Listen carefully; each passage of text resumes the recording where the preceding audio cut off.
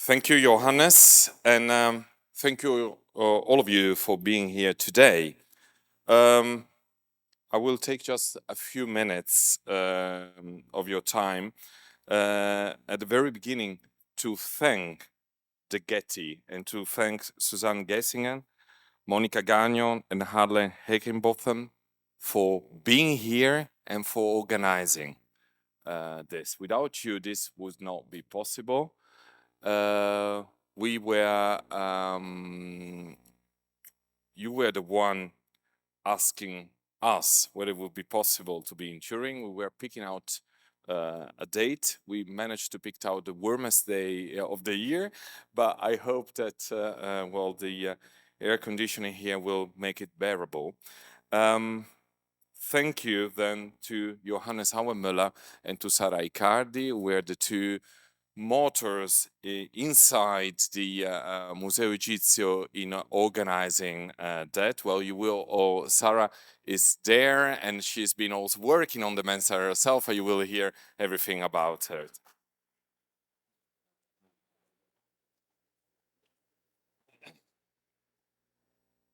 It has been, as always, of course, a huge effort. Hopefully, everything has gone smoothly. So we have to thank the team of Museo Egizio: Rosanna Lanzo, Aurora Campagna, Sara Menato, Marielena Colombo, Sabina Prestipino, Piera Luisolo, Matteo Cinquetti, and Chiara Bonelli, who have worked hard so that we all could be here today. But why are we here today? That's something that I would like to give you some thoughtful food for the coming 2 days. Why do we need a symposium at the Museo Egizio and with the Getty Research Center to talk about the Mensa Isiaca, the oldest museum, the oldest piece here in the museum? You would say, after more than 500 years after the discovery, we should know everything. Well, no. We know the very least is true.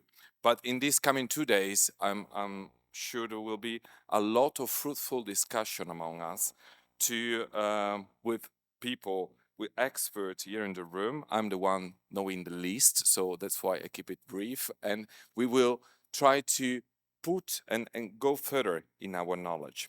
The Mensa Isiaca, as you all know, is a bronze tablet measuring 128 by 75 centimeter and inlaid with silver and yellow, and shows a series of scenes of offering to the Egyptian deities. I will leave to Federico Pool then further description of what we see there. Why 2 days of symposium about it at Museo Egizio? Because actually so much is still to be known. Neither the exact date of discovery nor the process by which it came into hands of Cardinal Bembo is universally accepted. Even the date of arrival in Turin is disputed, but it remains the real core of Museo Egizio collection. I think we could say, I dare to say it today, that without the arrival of the Mensa Isiaca at Museo Egizio, the Museo Egizio itself would not exist. I would be without a job, and today you would have a free, hot day wandering around in Turin. Maybe we're better off here in the air conditioning. In the coming 2 days, with a true multidisciplinary approach, we will try to answer the many still unsolved problems. Was it given to Bembo by Pope Farnese Paul III? Or Bembo had purchased it from a smith in Rome who had acquired it after the sack of Rome? The former would therefore place the date of acquisition by Bembo after the accession of Alessandro Farnese to the papal throne in 1534, the later after the sack of Rome in 1527. Ludovico Beccadelli, the biographer of Bembo, claims to have seen it in the cardinal collection not long after 1527 and describes it as una tavola di rame assai ben grande lavorata d'argento a figure egizie. Many years earlier, Bembo had been secretary to Pope Leo X, who, like his predecessor Julius II, had shown a keen interest in Egypt, so it could come into Bembo's hands before he left Rome in 5021. Iste tabulae, cuiusdam ob antiquitatem admirabilis exemplum, the object of a discussion of hieroglyphs in the Venetian residence of Urbano Bolzano, then the table must have been known to Bembo prior to the death of Bolzano in 1524. Bolzano was the uncle of Piero Valeriano, whose study Hieroglyphica would be published in 5056. Not only had Bolzano traveled to Egypt, but he had also tutored the young Giovanni de' Medici before the later became Pope Leo X. The strong interest shown in Egypt by the Curia in Rome in the first 2 decades of the century, and particularly during the papacy of Leo X, lends support, as shown by Peter Mason, of an early date for the transfer of the Mensa to Bembo. When Pietro Bembo died in Rome in 5047, his son Torquato was entrusted with the task of keeping the collection and the library intact.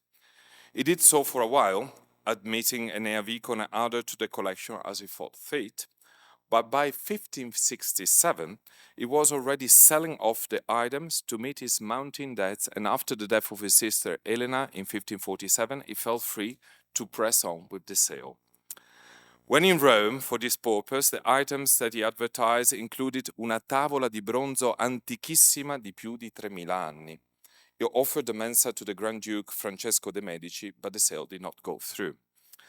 Soon after, becoming Duke of Mantua in 1587, Vincenzo Gonzaga I engaged in a large-scale campaign to collect not only paintings and sculpture, but also rare or unique antiquities. 4 years later, his agents in Verona informed him that the cardinal's son Torquato had already disposed of everything worthwhile from his father's studio except la tavola di bronzo, qual certo è rarissima et unica. Vincenzo hesitated 6 months before, finally making the purchase in January 1592 for 418 Venetian scudi. But then, so we didn't even know when Bembo bought it, we know when Gonzaga bought it, but then the next step, when did he arrive in Turin? Well, also this is not certain. It's rather uncertain, actually. The Mensa does not appear in the Gonzaga inventory of 1627, so it has been long thought that the Mensa arrived in Turin in 1626. Although that is the fact that it's not in the inventory in Mantua is not decisive, since the inventory was not exhaustive. The Mensa might have left the Gonzaga collection during its breakup in 1626-1627, but it's possible that this departure was not until after the conclusion of the war over the Mantuan succession with the sack of Mantua in 1630. And then the story of its uncertain arrival, though, really shapes our museum. Like the popes, from the first 2 decades of the 16th century, the Savoy family was very interested in the Egyptian material, among other things because according to a legend, Turin was an Egyptian foundation. The discovery of the base of a statue dedicated to Isis in 1567, followed by 10 years later by the publication of the Augusta Taurinorum by Filiberto Pingone, fanned this speculation. The Turinese Egyptomania was heightened even more by the discussion of a female bust given to the museum in 1739 and known as the bust of Isis. The arrival of the Mensa Isiaca prompted the Duke of Savoy to send the Padua archaeologist and botanist Vitaliano Donati to Egypt in 1759, 40 years before the military campaign of Napoleon. His mission was to bring back articles that would prove suitable to accompany the tablet, and as we all know, we're still even debating what are the 600 objects that Vitaliano Donati brought back, and I thank Dr. Panero for her presence because this is also a joint project with the Museo Reali. So as you have seen, I didn't give you any answer, I just only put on the table some of the questions. I know that many of you in the present here today will give new information about the wandering about of the Mensa. So I wish us all 2 very fruitful days, and I'm in the hope that by tomorrow evening a little bit more will be known by the Mensa. Thank you all for being here. Thank you, Dr. Greco, for the introduction. And thank you to you and your team for embracing our initial idea of conducting technical research on the Mensa Isiaca, which happened 5 years ago, for supporting our publication, and last not least, for helping us to organize this symposium. Dear attendees in the hall, and for those attending remotely, welcome. We're delighted by your interest in joining us today on a deep exploration of the Mensa by experts in the field. And as Johannes said, we shall now provide an overview of our study. I will begin with an introduction, hand it over to Monica Gagno, scientist at the Getty Conservation Institute, followed by Alan Higginbotham, conservator in decorative arts and sculpture at the J. Paul Getty Museum, to discuss manufacture and alterations, and then I'll wrap the lecture up. As Dr. Greco said, the Mensa Isiaca is a large bronze table decorated with elaborate polychrome metal inlays of Egyptian-style motifs. Its surface is divided into 3 horizontal registers by rows of and columns of pseudo-hieroglyphs, while the center register consists of 3 subsections. Depictions include deities, religious offerings, and other scenes emblematic of ancient Egypt, with the goddess Isis at the center.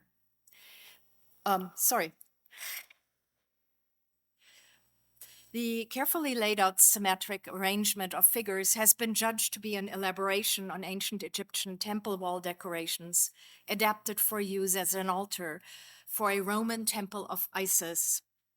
The Mensa is emblematic for the cultural transfer of the rites of Isis to imperial Rome and has been described as a visual translation of the Greek hymns to Isis. As Dr. Greco already elaborated on, the Mensa had a long history, and while the imagery was drawn from well-known ancient Egyptian iconography, most scholars agree it was created in Rome between the 1st century BCE and 1st century CE.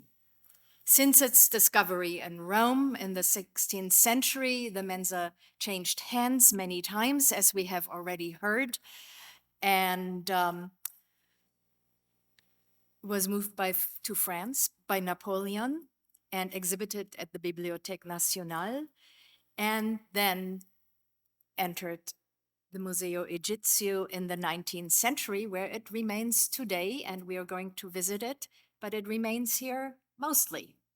In 2018, it went to the J. Paul Getty Museum in Los Angeles for an exhibition under the title Beyond the Nile, which examined cross-cultural interactions and influences between the ancient Mediterranean world and Egypt over 2,000 years. Now, this slide always takes a moment to load.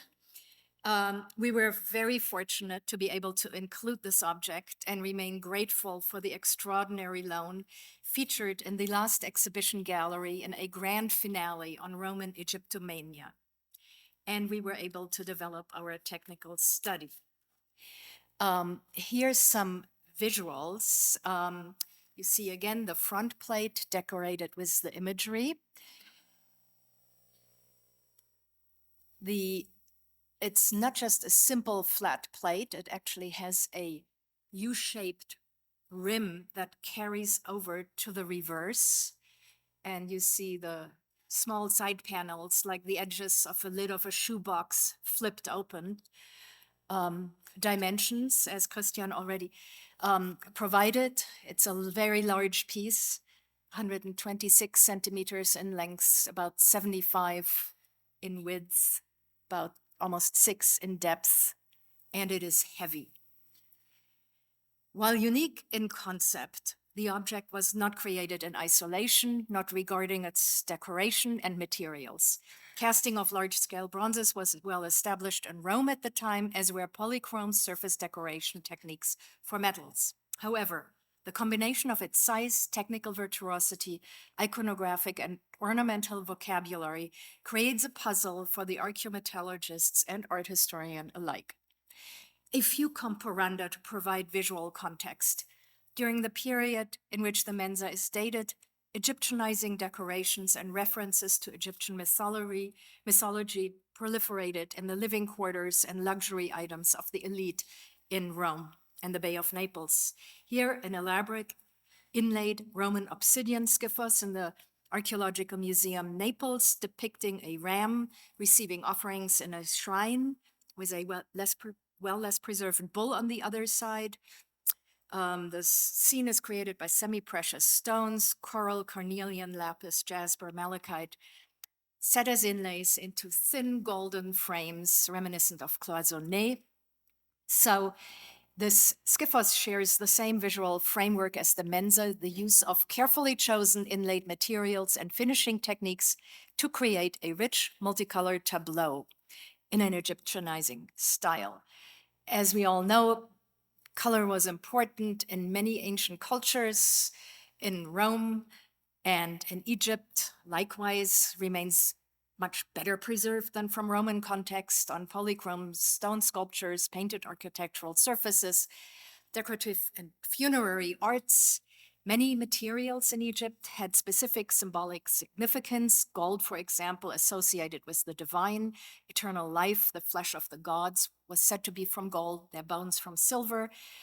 In depictions of humans and deities, men usually are colored with red skin, women with yellow skin. Some of the gods have specific colors, such as Osiris with a green complexion. But the degree to which the colors of the metal inlays on the Mensa may relate to the ancient Egyptian canon merits further study. Art of inlaying of metals has been practiced in the ancient world millennia before the Mensa was created, and the artisans likely drew on this long established tradition. 3 quick examples from Egypt: the bronze sculpture of Takushit at the National Archaeological Museum in Athens on the right shows a similar concept of decoration to the Mensa, with horizontal registers showing standing and striding figures executed in fine silver wire inlay, but lacking solid inlays. The broad collar of Karomama, a sculpture at the Louvre, has recently been shown to be covered with inlays of at least 5 different alloys, including the famous black bronze. And the Menat from Berlin at the bottom shows that sometimes inlays were even created in relief, as the standing figure of the boy shows. And then polychrome metal inlays in Greek and Roman figural bronzes, such as eyes, lips, nipples, decorations of garments, have received wide scholarly attention and discussion, and will receive more during the symposium. Here, 2 vessels from Hungary, which are particularly relevant to the Mensa, display thin metal outlines to create Egyptianizing figures. These pieces were found in the early 19th century, and more recently, similarly shaped but undecorated vessels have been excavated at Taposiris Magna in Egypt, perhaps suggesting that the 2 bronzes from Hungary were also sacred items related to the cult of Isis. And here you see the gold-colored inlays from these vessels, juxtaposed with figures from the Mensa.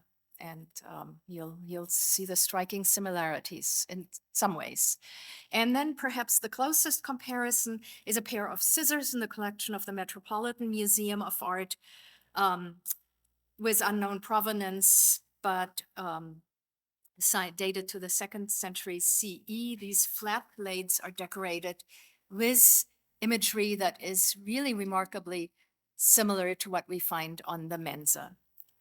Exactly how the Mensa was originally displayed remains unknown and remains to be investigated. The sturdy frame that wraps around the edge is perforated on the back. You will see that later, suggesting that the panel was fastened to another support.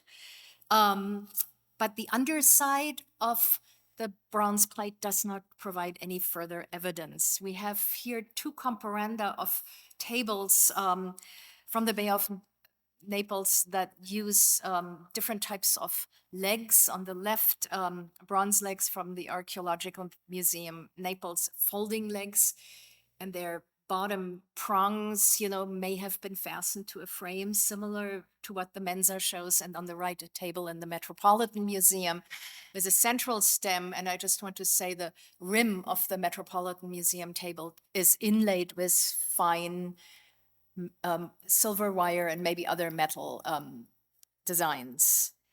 So while the Mensa was at the Getty, we were able to take advantage of a short window of time, I think it was 4 days after the installation and before shipping back, to do a very quick technical study, previous analysis of its inlays by Alessandra Jumlia Meyer already provided initial glimpses into the material nature of their alloys and the complexity. So she opened our eyes. She's in the audience and will speak later.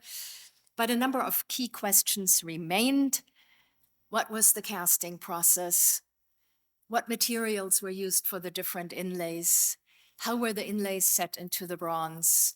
Is there evidence of gilding overlay? Yellow, even enamel was mentioned in the literature, patination, and what was the original appearance of the Mensa? Here's some quick shots of techniques used. We utilized X-radiography, surface examination through digital microscopes, physical measurements. We created a massive RTI file, which is interesting to examine the surface texture.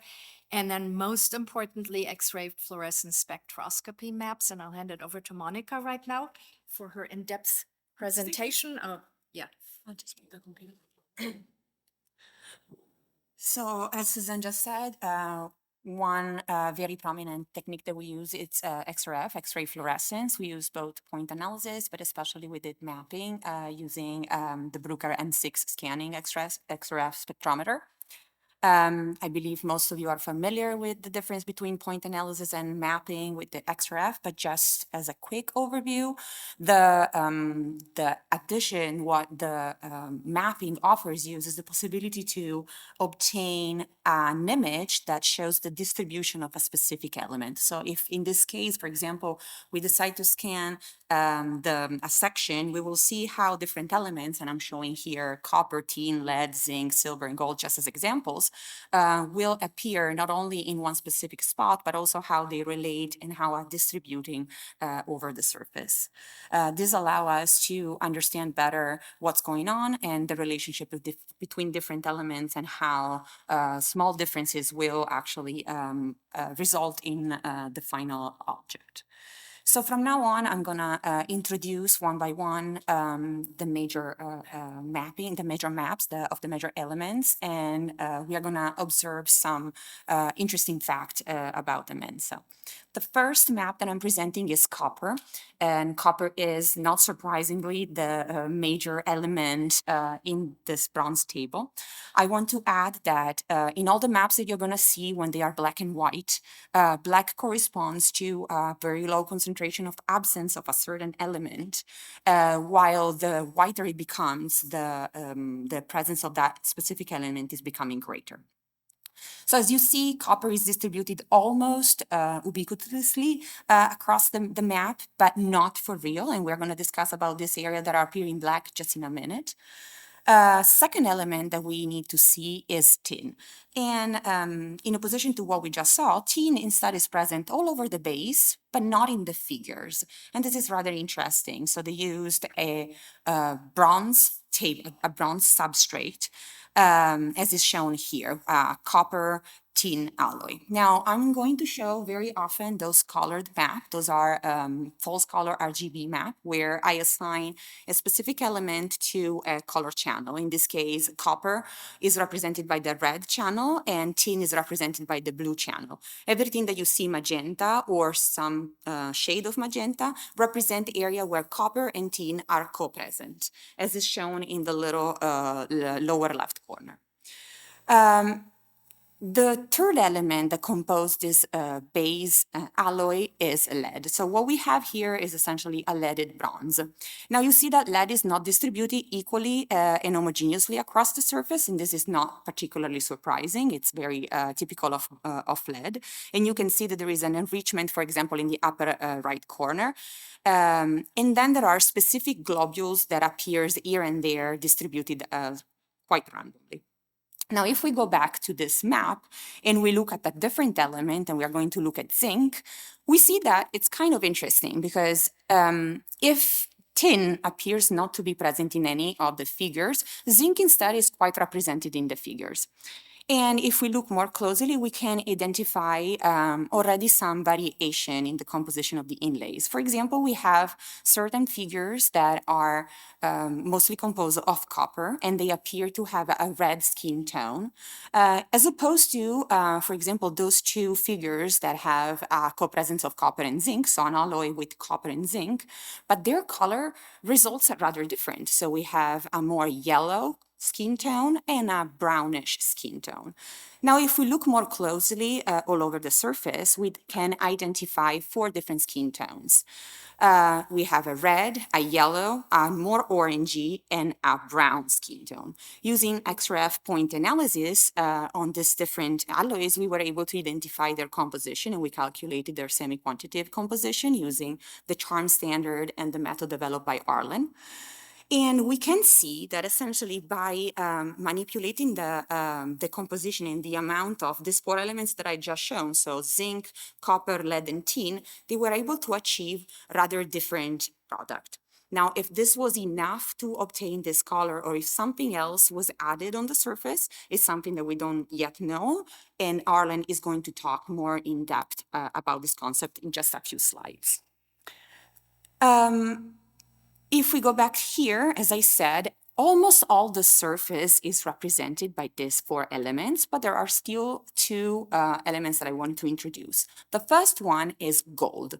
The presence of gold is quite striking because on the surface you really don't see much of a gold color. So perhaps you could miss the idea that there was gold, and there is actually quite a lot of gold. There is a high presence of gold. It's distributed widely on the surface. Interesting enough, where there is gold, there is a co-presence of gold and copper, which is indicative of the use of the so-called black bronze or Corinthian bronze. So it was used for larger fields, like, for example, the bull. For the wigs, a lot of the hairstyles appears to be black that way, but also you can see the outline in the face of this figure, and also for very intricate and delicate design, both in the little squares that compose this throne, but also the little lions that are in the little square on the lower left corner. So very fine details and very large fields.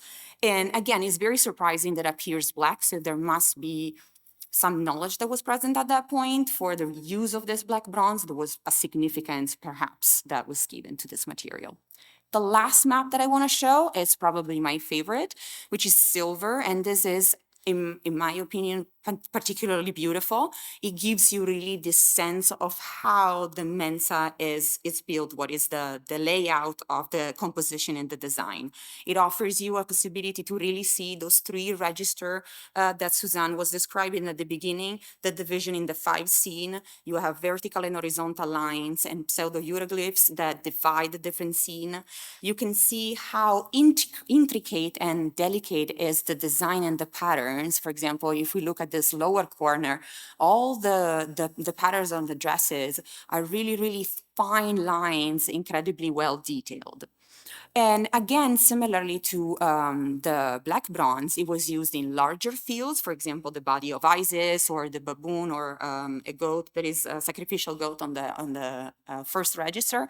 It was used a lot in the decoration and in, for example, this hairpiece, and also in the hieroglyphs and in the writings all over the surface. Another example of how delicate and precise is the decoration and the work, the metallurgical work, it's given by the thrones. So initially there were 5 thrones. Unfortunately, we miss right now 2 of them, and 3 are remaining. Now, if we look closely at these 3, they are rather interesting because they are similar to each other, but they are also very different one another. So if we look at the first one, the one that I'm showing on the left is the throne of Hathor. It's simply beautiful. It's just perfect, very well preserved, incredibly regular, detailed. All the little squares have the same shape, the same size. They are very carefully laid out, and you cannot see a single gap between one square and the other. Now, the map is offering us an idea of what is the materials that are using. Not surprisingly, we have this black bronze, as we described before. We have the use of a copper alloy, and then everything that is now appearing black is actually made of silver. So we have these three alloys, copper-based, the black bronze, and a silver. The other two thrones are slightly different. If the Tour of Horus seems to be as well very detailed and precise, the composition map, it's actually suggesting that something has happened to the surface. We see the appearance of lead, which is completely absent in the first. And you can see lead by the little green squares that appear almost everywhere, with the exception of the very upper left corner. Now, moving farther, we have a third example, which is the throne of Thoth. And this is very different. It's not clearly defined. It's more, if you allow me, it's a little bit more messy in its making. And if you observe it very closely, you will notice that this definition of the little square really having a sharp edge next to each other is completely lacking in this throne. It's more like a plate with a little punch holes on the surface, and there is a lot of material that it remains from the base plate. Again, similarly, we see the presence of lead. So what we may hypothesize is that if the first throne, the throne of Hathor, it's a very well-preserved throne as it was made at the very beginning, the Tour of Horus perhaps was retouched or restored, repaired at a certain point in history using a material, and I'm pointing out, just throwing out there, perhaps Niello was suggested multiple times, to have some material that has the aspect of a black bronze, but perhaps they were not aware of the presence of that material, so they just used something similar. And then the third one, the throne of Thoth, we even hypothesize that could have been replaced or remade all at once using a similar material to the second one. So perhaps there was a repair of one and the remake of another one. But this is pure speculation, honestly, and it remains unknown. And I'm now passing the microphone to Arlen, who is going instead to talk about fabrication and manufacturing. Thank you. Can you hear me okay? Mm-hmm. So I'll talk a little bit about what we've conjectured, what we think about how the Mensa was fabricated, and I'll talk about 4 major steps: the casting of the plate, repair of the casting flaws, the inlay process, and the patination process. This relies mostly on visual examination, but radiography was also very important in helping to understand what was happening. So this is our view of the back of the Mensa. You can see the U-shaped rim that Suzanne was talking about and the holes that are placed in it that may have locked into a folding stand. In the center, there's a large mass that appears to have been the central gate where the bronze was poured into the mold. That's been roughly cut off. There's a large lead blob there that we don't quite understand if that was part of a previous mounting system or not. There's one other place that's clearly a place where metal flowed in or flowed out of the investment of the mold, but it's much smaller than the one in the center. There is quite a large number of little square holes in the casting that originally went all the way through the casting that are for what we call a chaplet or kind of a core pin. These helped to keep the upper and lower part of the mold separated so that it didn't collapse on itself. So these core pins are distributed all over.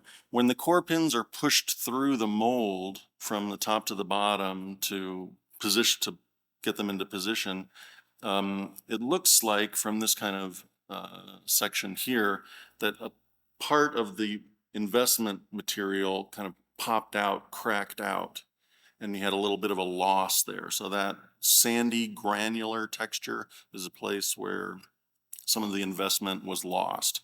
There's a much larger example of it over here that's not associated with a core pin. But what this tells us is, or suggests to us, is that this investment material that it was poured into was probably a sandy clay containing kind of investment that was friable, could break down. On the back, we see a lot of marks that suggest that are similar to what we expect to see from the preparation of a wax surface, and these kind of scraping or brush marks in the wax to smooth it as you put together many pieces of wax to make a single large sheet in the form of the table. We see some marks like that line just below the center line. It looks like it could be possibly a joint between two slabs of wax, although it's a little hard to be sure of that. We see on that there are cracks. When the metal is poured in, the investment and mold material will often crack from the thermal shock. There are cracks that run from the plate itself up into the walls of the sides, which suggests that those were all cast at once. This wasn't made as a flat slab and then the sides added, but it looks like it was cast all in one piece. The X-radiographs tell us more. This is a radiograph. On the perimeter, you can see it's white. That's because the rim has extra thickness, so that's the tabletop extends into the white, but you just can't see it very well. One of the main things we see right away is that there's a big variation in density from the center to the outsides. So it's much thinner in the center. The X-rays penetrate more easily, and much thicker at the sides, at the corners. So this suggests that they may have had a little bit of a problem of that investment material sagging and the center becoming thinner. The core pins try to prevent that. So on the bottom corner, you see that one area that's very, very dense. And that area is measurably much more thick than the other areas on the perimeter. It may be that the casting was inclined a little bit, perhaps. When all the metal came down, that's a huge amount of metal, 120 kilos of metal. It puts a lot of pressure inside the mold, and it may be that the mold actually kind of opened, cracked a little bit, because that is so much thicker than the rest of it. It's probably not intentional. Here's the distribution of all of the chaplet pin holes, trying to keep those areas together. All the blue dots, you can see them. Another really interesting thing in the radiography is that you can actually see flows of metal in the X-rays. So here's an enlargement, and you can see on the upper right-hand side, you have a zone with a boundary in it that is much more porous. It's much more heterogeneous. There's a lot of black dots in it, which are something low in density. Could be gas, but a lot of them have hard shapes or geometrically shaped. So we don't know exactly what those are inside there, but on the other side, on the lower left, you can see the metal is much more homogeneous. There's a lot less of that kind of craziness. So if you map those out, the areas sort of in the center and extending out, bounded by the red line, are the areas of high heterogeneity, and then the areas between, and mostly kind of coming in from the edges, are the areas where the metal is more homogeneous without all of the unknown light elements in it. The two orange spots are where we can see metal flowing in. So from this, we can say it looks like there were at least two types of metal being poured in. It happened at two different times. Probably it happened more than that, because that's an enormous crucible. It would be very unwieldy, and it would be more normal to distribute the metal into, say, 8 or 10 crucibles and pour them. Many of the gates and the places where the metal went in are not visible to us now, so I think our best guess is that they were on the perimeter, that the metal flowed in from the perimeter to fill in. Here are all of the repairs. So the casting was not entirely successful. This is normal. I think casting this biggest slab of bronze is very challenging. So when you then cut back the surface to prepare it for inlay, you expose voids and bubbles and problems in the casting just below the surface. So each one of those was individually repaired in preparation for inlay work. Let's see. Okay. So, whoops, yeah, I was afraid that would happen. Pressed too many times. So each patch is very visible in the X-ray. The X-rays help us a lot when seeing those. Try and go back one more time. You can see on this slide too that, there we go, there's a detail of a patch. So you see the black line around it, and you can barely see it here. Can kind of see the edges, but they're quite well done. But the black line indicates that below the surface there's a void. So there was a undercut, cut, and then a piece of metal put in and hammered in, but they didn't hammer it in all the way. They hammered it in enough to seal the surface, but below there's a gap.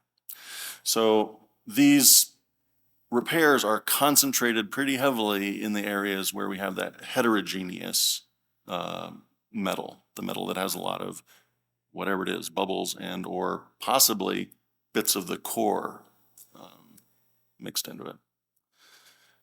So is that going to come? Gaps to the inlays. Right, thank you. The other really important thing to see here, which I almost went by because I got confused by the advancing, is that you will notice that in the inlays are visible, right? The figure there is visible. There are no lines. Nowhere on the Mensa are there gaps between the different pieces of inlaid metal. So when that inlay was done, it was done at an extremely high level of skill, and the metal was hammered in, leaving no gap at all. We'll talk about that more in a second. There we go, okay. So inlay technique. The inlay technique, the closer you look, the higher the magnification of your microscope, the more impressive it is. It's done at an extraordinary level, and our best clues about how it was done are from places where the inlay is missing. So there are a number of places around where it's missing, and in some of them you can see the traces of the chisel that was used to chisel out the void. And it's a little hard to see here, but you can see that the edges are undercut. So a piece of metal could then be placed into that space that's a little bit extra thick, hammered down. The malleability of the metal would allow it to work underneath the undercuts on either side and lock it in place. So very sharp, very small chisels seem to have been used. The other thing that we notice is that wherever you have multiple pieces of inlay missing and that are next to each other, you see that the foundation is on different levels. So this was done sequentially. Each of the inlays next to each other are of different thicknesses. And that's because the first thing that you do is inlay a deep inlay. Then you have to cut the edge of that to be undercut so that the next inlay, which is thinner, can be held in place by the first, if that's clear. And we see that in numerous locations. The thing that's a little harder for us to understand, and maybe people like Ford and other metal workers with greater experience will help us understand, is how the silver wire inlay was done in certain areas. Silver wire inlay, as Monica said, is omnipresent and outlines almost all inlays. This is an edge where we think some black bronze is missing, and there would have been a silver wire inlay at the edge. The silver wire inlays don't always conform exactly to the boundary between the inlay and the bronze background. You can see in the figure on the left at the bottom, you can see how the silver inlay actually cuts into her hair. A bit of her hair is left on the other side. So the silver wire seems to have been put in after. So it may be that, but On the image here, it appears that there's a trench below on the outside. It's not exactly clear to us how this was done or what the sequence was, but I'm sure Ford will have some ideas, and other people too. The finely detailed inlays are done with incredible meticulousness and precision. Again, we don't understand entirely how that was achieved. Our supposition is that they were made in place, one step at a time, rather than being made as units that were then inlaid all at once. The table after the inlay work would have been polished, and the metal polished. We see some unevenness in the level of the different inlay pieces. It's not entirely clear, but we assume that at least some of that unevenness was present after the inlay work was completed. It could also have to do with the softness and hardness of the different alloys as they were being polished. So the patination, we see a lot of wonderful coloration, as Monica talked about, and we have a lot of different alloys present. We have the base in a leaded tin bronze, the black bronze, which contains some gold, some tin, some silver, and importantly, some arsenic. The copper, we have brass with no tin, and we have brass with a little bit of tin. One brass has a few percent more zinc than the other. It's not a very big difference, and it's hard for us to know for sure that these are different, but they seem to consistently produce slightly different colors. We have this silver, which in many, many places has a golden tone. That's a bit of a mystery. We can talk more about that. The low zinc brass seems to produce a darker color. So when that metal was all polished, this is just a plate of metal that we made that has similar kinds of alloys and is just polished. So this is bare metal.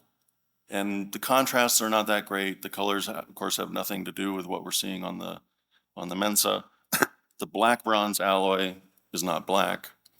So we know from analogs like Japanese irogane work that it's possible to produce an artifact out of many different alloys of metal and then patinate it with one patination solution and bring up many different colors.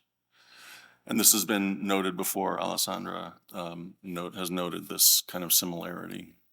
So we did a little experiment here with some alloys that are similar to what we see on the Mensa, and did a simple patination in a boiling solution in a way that would be done on Japanese metalwork. And you get a big variety of different kinds of colors. The black bronze turns black, and notably, the high silver alloy over here turns distinctly yellow, which if you were a Japanese craftsman would be highly undesirable, but might be desirable if you were trying to get your silver to have a golden tone. Thanks to Ford Hallam, I also tried using a paste patination method. So you don't have to immerse the entire thing and boil it. You could also apply the same kinds of chemicals as a paste and let them sit for a long time, maybe in multiple applications, and you can get a variety of different colors that way too. Which is just to say that a patinator who knows what they're doing, working with a set of alloys that they can control, would certainly be able to produce a very highly controlled and very intentional set of coloration, I think, on the Mensa. Pass it to. So we're slowly coming to the end of our presentation. Isn't it wonderful to see the metalworkers, painters palette that Arlen just showed? So now we're going back to the Mensa Isiaca the way it looks today. Because the decoration of this tableau is without direct parallel in the Roman world, it has been suggested that the design may have been the work of someone with a particular knowledge of Egyptian priestly culture. It has also been suggested that Egyptian recipes and traditions, some of which are known from ancient alchemists' texts, may have been followed in the Mensa's creation. Interpretation of all these possibilities lies outside of the realm of our study, but may hopefully be furthered of some of the insights that we have gained. We will never know what the Mensa really looked like when it was first created. Well, we don't know right now. Maybe we'll find out in due time. Certainly what we see today is not the product and intention of the ancient craftsmen. The complexity of the materials and the long history that you heard about, and likely many interventions of polishing, repairing, coating, waxing, oiling, whatever happened, we don't know. And all of those interventions led to changes in the surface appearance. But the data of our macro XRF elemental maps helped us, as you saw before, to recognize much more about the decoration than ever before. And using this information, our team created a digital model by the hand of a Getty imaging specialist, combining over many months in pixel by pixel painstaking work, looking at the XRF maps, at high detailed photographs that the Museo Egizio provided,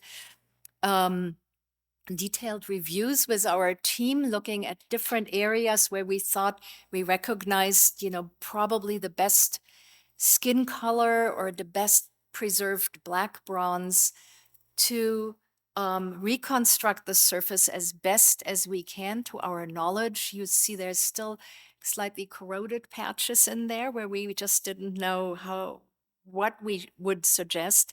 Also, of course, the reflectiveness of metal is not really represented in this digital panel. And as I said, it took a long time, so we only chose the center panel. We have not completed the entire surface of the object, but you get a sense of how much more striking the surface would have looked like. As we're coming to the end, I would want to read to you a rare ancient reference to metal polychromy by the Greek writer Philostratus from the 3rd century CE, from the life of Apollonius, on observations about a temple in Taxila, of course, far away from where we are here.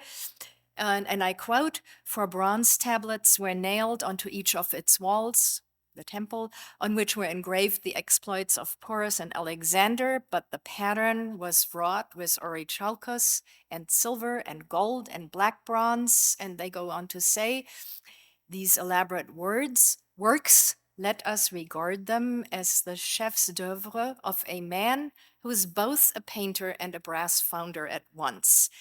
And although we believe the Mensa was used as an altar table, but that is to be determined, not as a, wall decoration, a metal painting, so to say, this text provides evidence of other ancient, elaborate inlaid bronze tableaus, which unfortunately have not survived to the present day. And I want to say that we believe actually the object was never fully buried, interred, and we're very lucky because can you imagine all of these inlays, these tiny little pieces in a corrosive environment? It would have been a major metal explosion. So we're incredibly lucky that the Mensa was safeguarded or kept in a safe environment.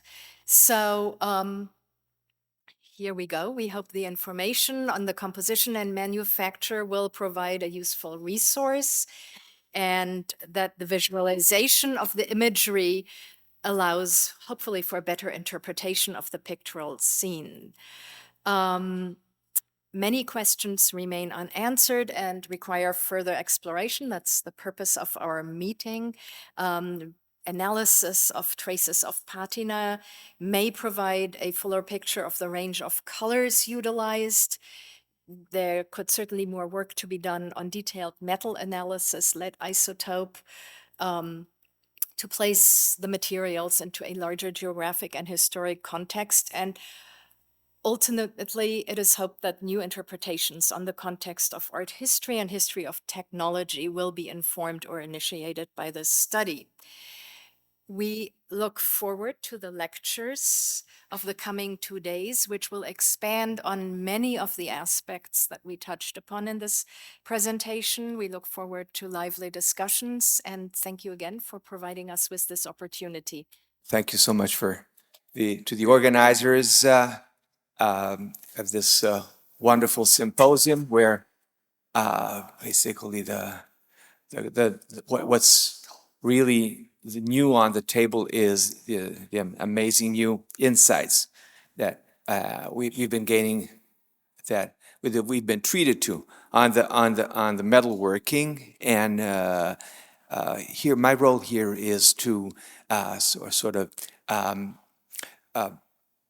contribute as an Egyptologist to sort of recapping what the Mensa Isiaca is about, the content of these wonderful images, and the design behind them. The designer of the Mensa Isiaca was, you could probably say, as knowledgeable and resourceful as the metalworkers who produced the Mensa.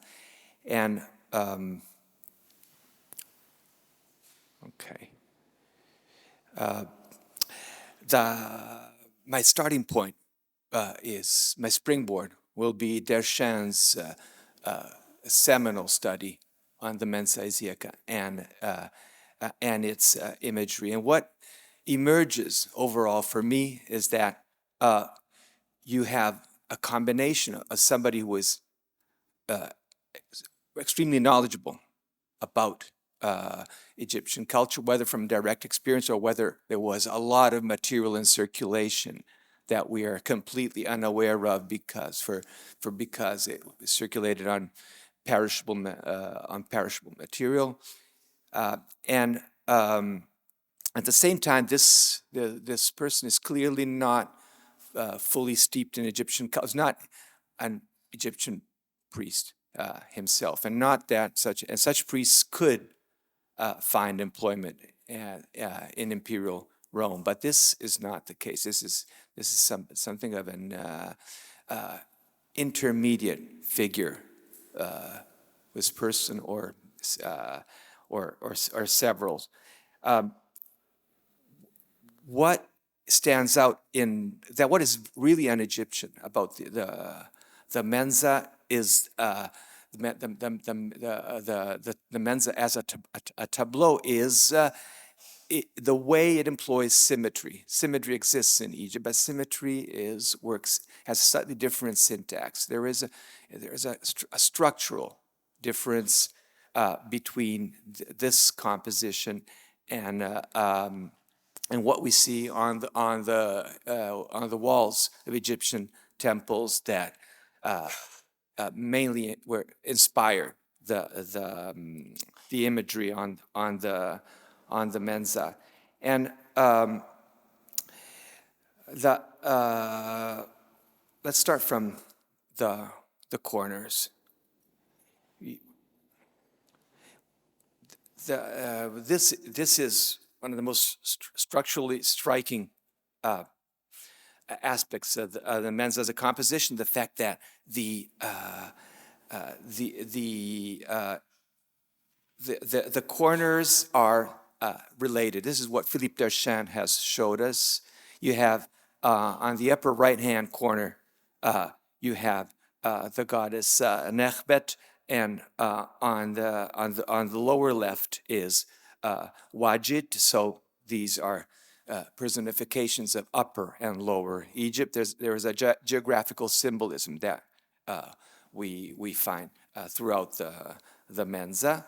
And if we look at the other two deities at the opposite corners, at this point, we want to look at those corners, because if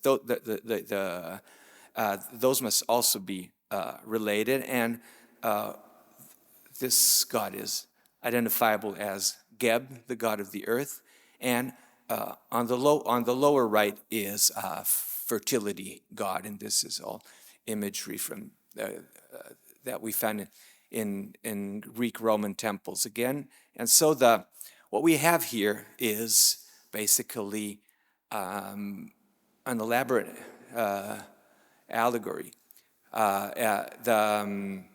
We have the Upper and Lower Egypt on the other hand, and land connected to fertility. There is a complementarity and a specularity here that again is indebted to Egyptian symmetry, but is not totally like it. And also the fact that there are opposite corners is something that I don't think is ever seen in Egyptian iconography. And Dershen also comments that there's a figure of Isis in the middle, the enthroned Isis in the shrine in the middle. Well, this connection passes through her, so it's an elaborate and very conceptual design. Going on, we have very much the same kind of symbolism. We move now to the central register, and we have the two bulls on either side. And again, there is geography. We have the Apis bull of Memphis on the left, and the Buchis bull on the right. So north and south, and fertility insofar as bulls are fertility symbols. And so again, exactly the same kind of polarity, which again seems an adjective that rarely applies to Egyptian imagery. What kind of concepts is this artist, this designer rather than artist, drawing from? That would be probably something that we would need to look for outside of Egyptology. And the same, again, north and south, we have the two cemetawis here, the lungs and trachea symbolizing the hieroglyph for unification, and it's at two opposite ends of the middle register, and the cemetawi is in itself implies this north, south, lower, and upper polarity, but here it is split. You have a cemetawi of the north on the left and a cemetawi of the south, and again you have this allusion to fertility. You have two Nile gods on the left, and on the right is depictions of a goddess called Sechet, the god of the fields, with the hieroglyph of the fields on her head.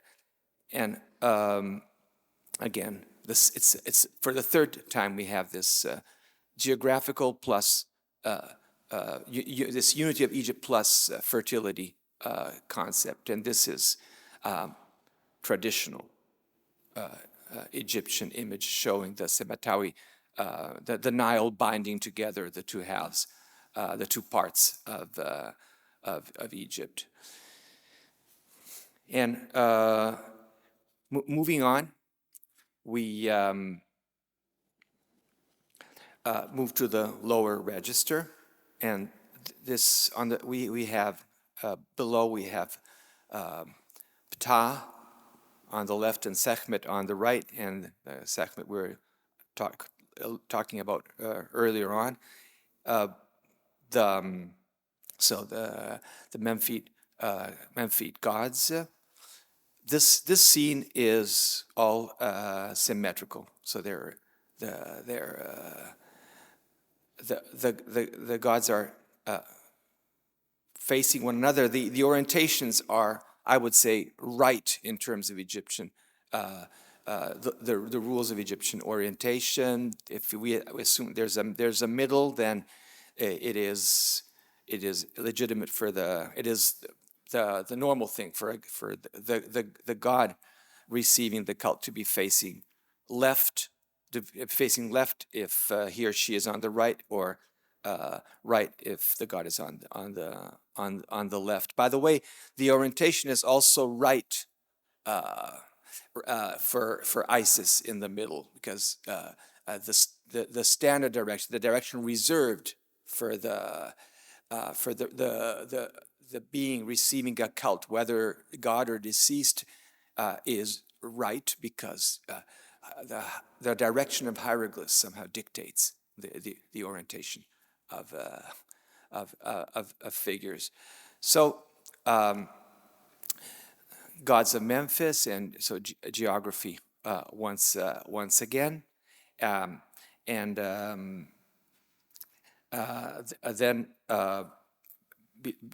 we have Horus and Hathor.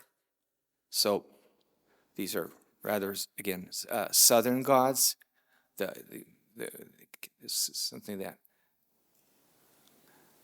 was very central to the symbolism of the Mensa. And then if we look at the whole row, we will notice that there is an alternation, or again, I would say a polarity, something that is, again, not Egyptian, not Egyptian concept. So there's an alternation between kings and God, and no, whatever. I'm not saying this right.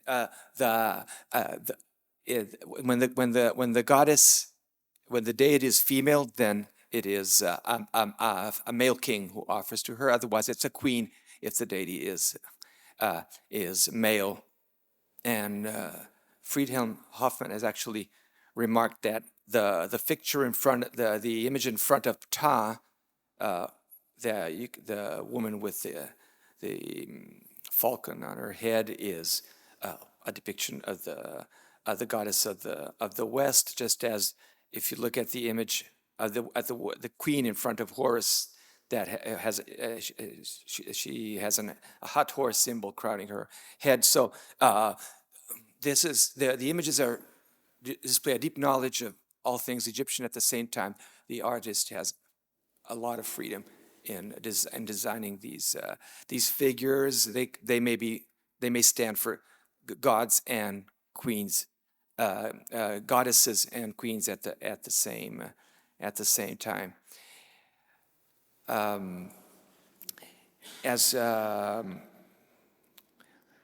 let's look at the offerings, which are quite appropriate for the gods they're offered to. So Hathor is offered as a symbol of motherhood, although it may also look as one half of the Nebti hieroglyph, and Ma'at and wine to Horus, the upholder of justice, of Ma'at in Egypt, and the wedged eye to Sekhmet. The wedged eye Sekhmet is a personification of the eye of Ra, and she is offered the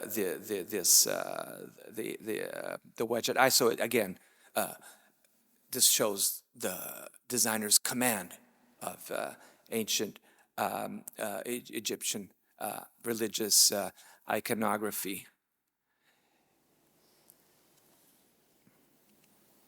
And there's also another structural principle that is interesting to me, is that the Shen does not touch on this one, but it seems that here there's an alternation of male and female. There's a strict alternation, A, B, A, B, A, B, A, B. Again, nothing we know from ancient Egypt. And the figures at the corners also follow this pattern.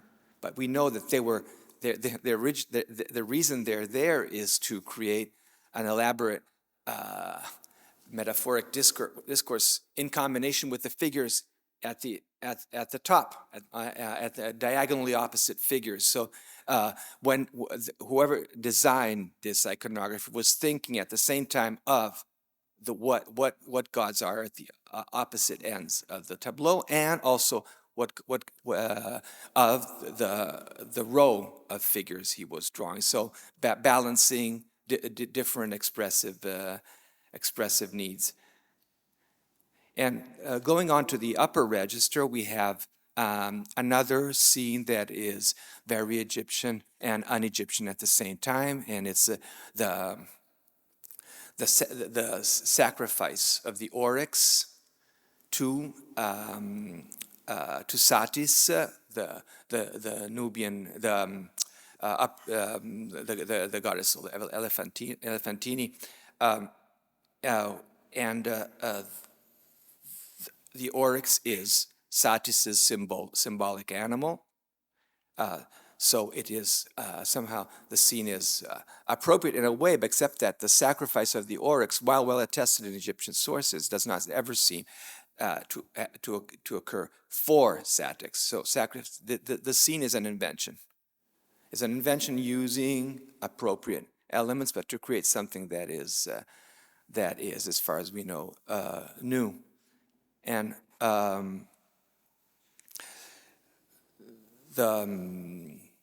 this is another offering scene where the god has been identified by Dershen as Amun of Tel Balamun, and again there is a geographical polarity here. Satis for the extreme south of Egypt, and this Amun for the extreme north. And here, these are ritual scenes. The Pharaoh hurrying forth to bring an offering to the goddess, and this is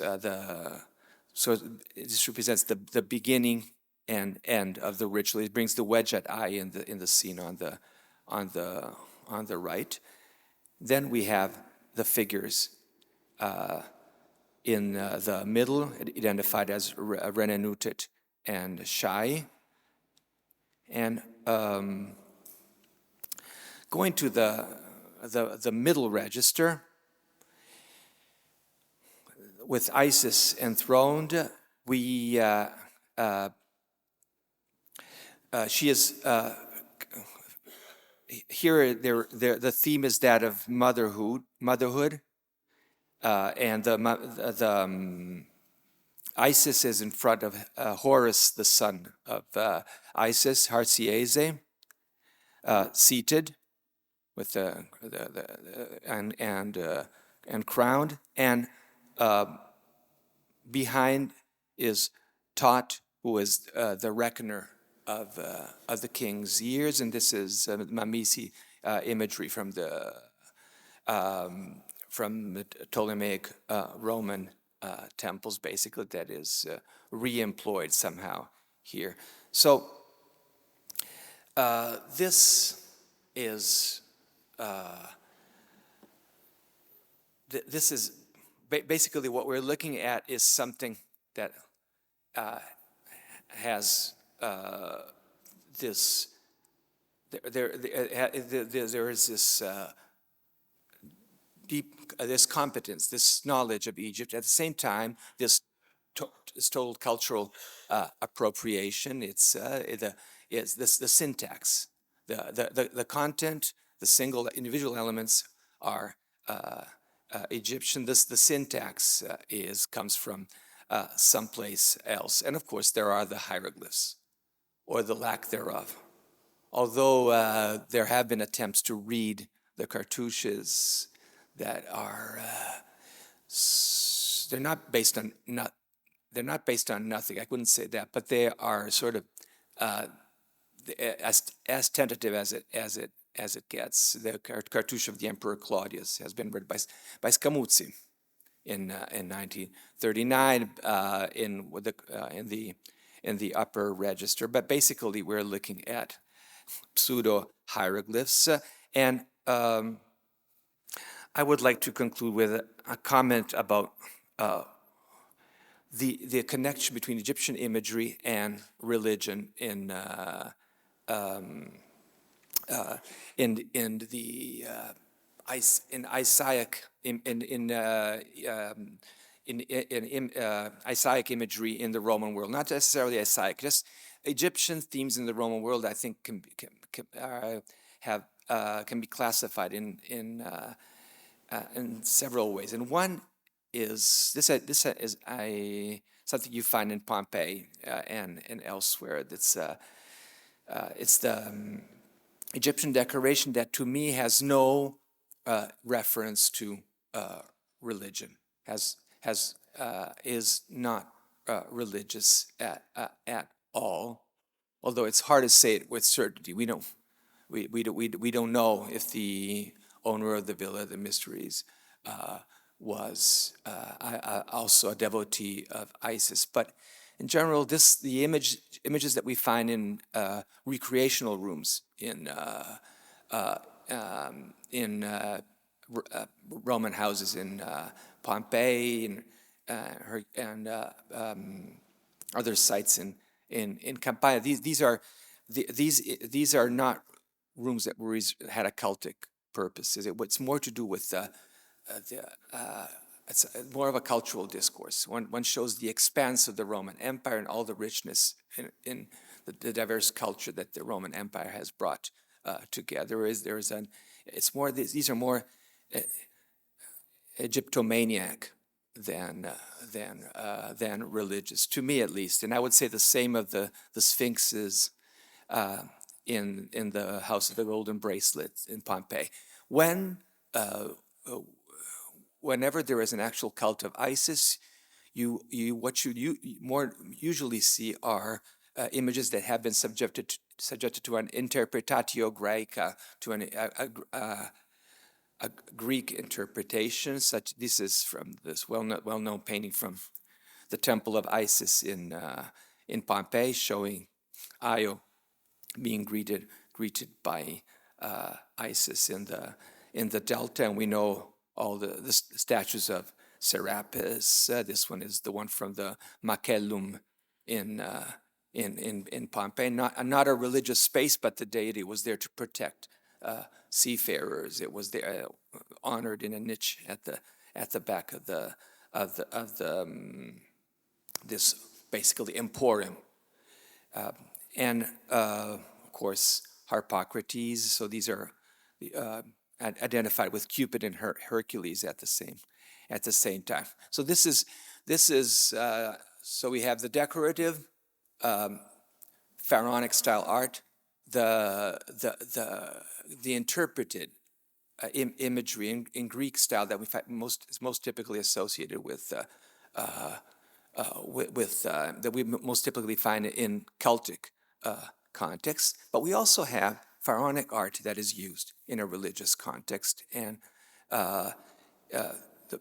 one of the best known examples is the Iseum that was never found, the one in Benevento that we know existed from the amazing sculptures in it, and some come from Egypt, some made specifically for the temple, and Domitian as a pharaoh, and this goes hand in hand with hieroglyphs that you can read. So the Benevento obelisk of Domitian, and again the obelisk of Domitian in Piazza Navona, as opposed to pseudo hieroglyphs. So another case of, and so it's something very different from the Mensa Isiaca. I would also when an object so spectacular as the Mensa, I would imagine a very, very high level of commission. I mean, it's imperial or thereabouts, and I would say maybe earlier than Domitian would be a fair guess. With Domitian, you see a trend to wholesale appropriation, even of the hieroglyphic script. You do have pharaonic images and hieroglyphs in temples earlier on, and again, the Temple of Isis in Pompeii is a case in point. But here, even proper hieroglyphs function, I would argue, as pseudo hieroglyphs. This is a quote from Apuleius. Why do Egyptians write in hieroglyphs? So the uninitiated will not be able to understand. So the mysteries will remain such. So the hieroglyphs, which, as we all know, were a script created so people could communicate, now has become instead something that is used to keep people from knowing what you are writing. And you can see what kind, that this is the kind of assumption from which pseudo-hieroglyphs obviously spring up. And I would argue for the stele of Santo Etefnachte, which is a reused inscription from the time of, around the time of Alexander's conquest of Egypt. This was nailed to the podium of the temple of Isis in Pompeii. And it has been argued that somebody could actually read it, that it was the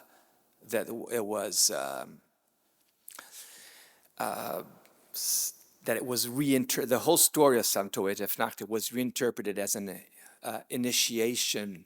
But my argument would be that there was nobody who could read it in Pompeii, and they actually drove the nails right through hieroglyphs in the inscriptions when they affixed it to the wall. And to conclude, so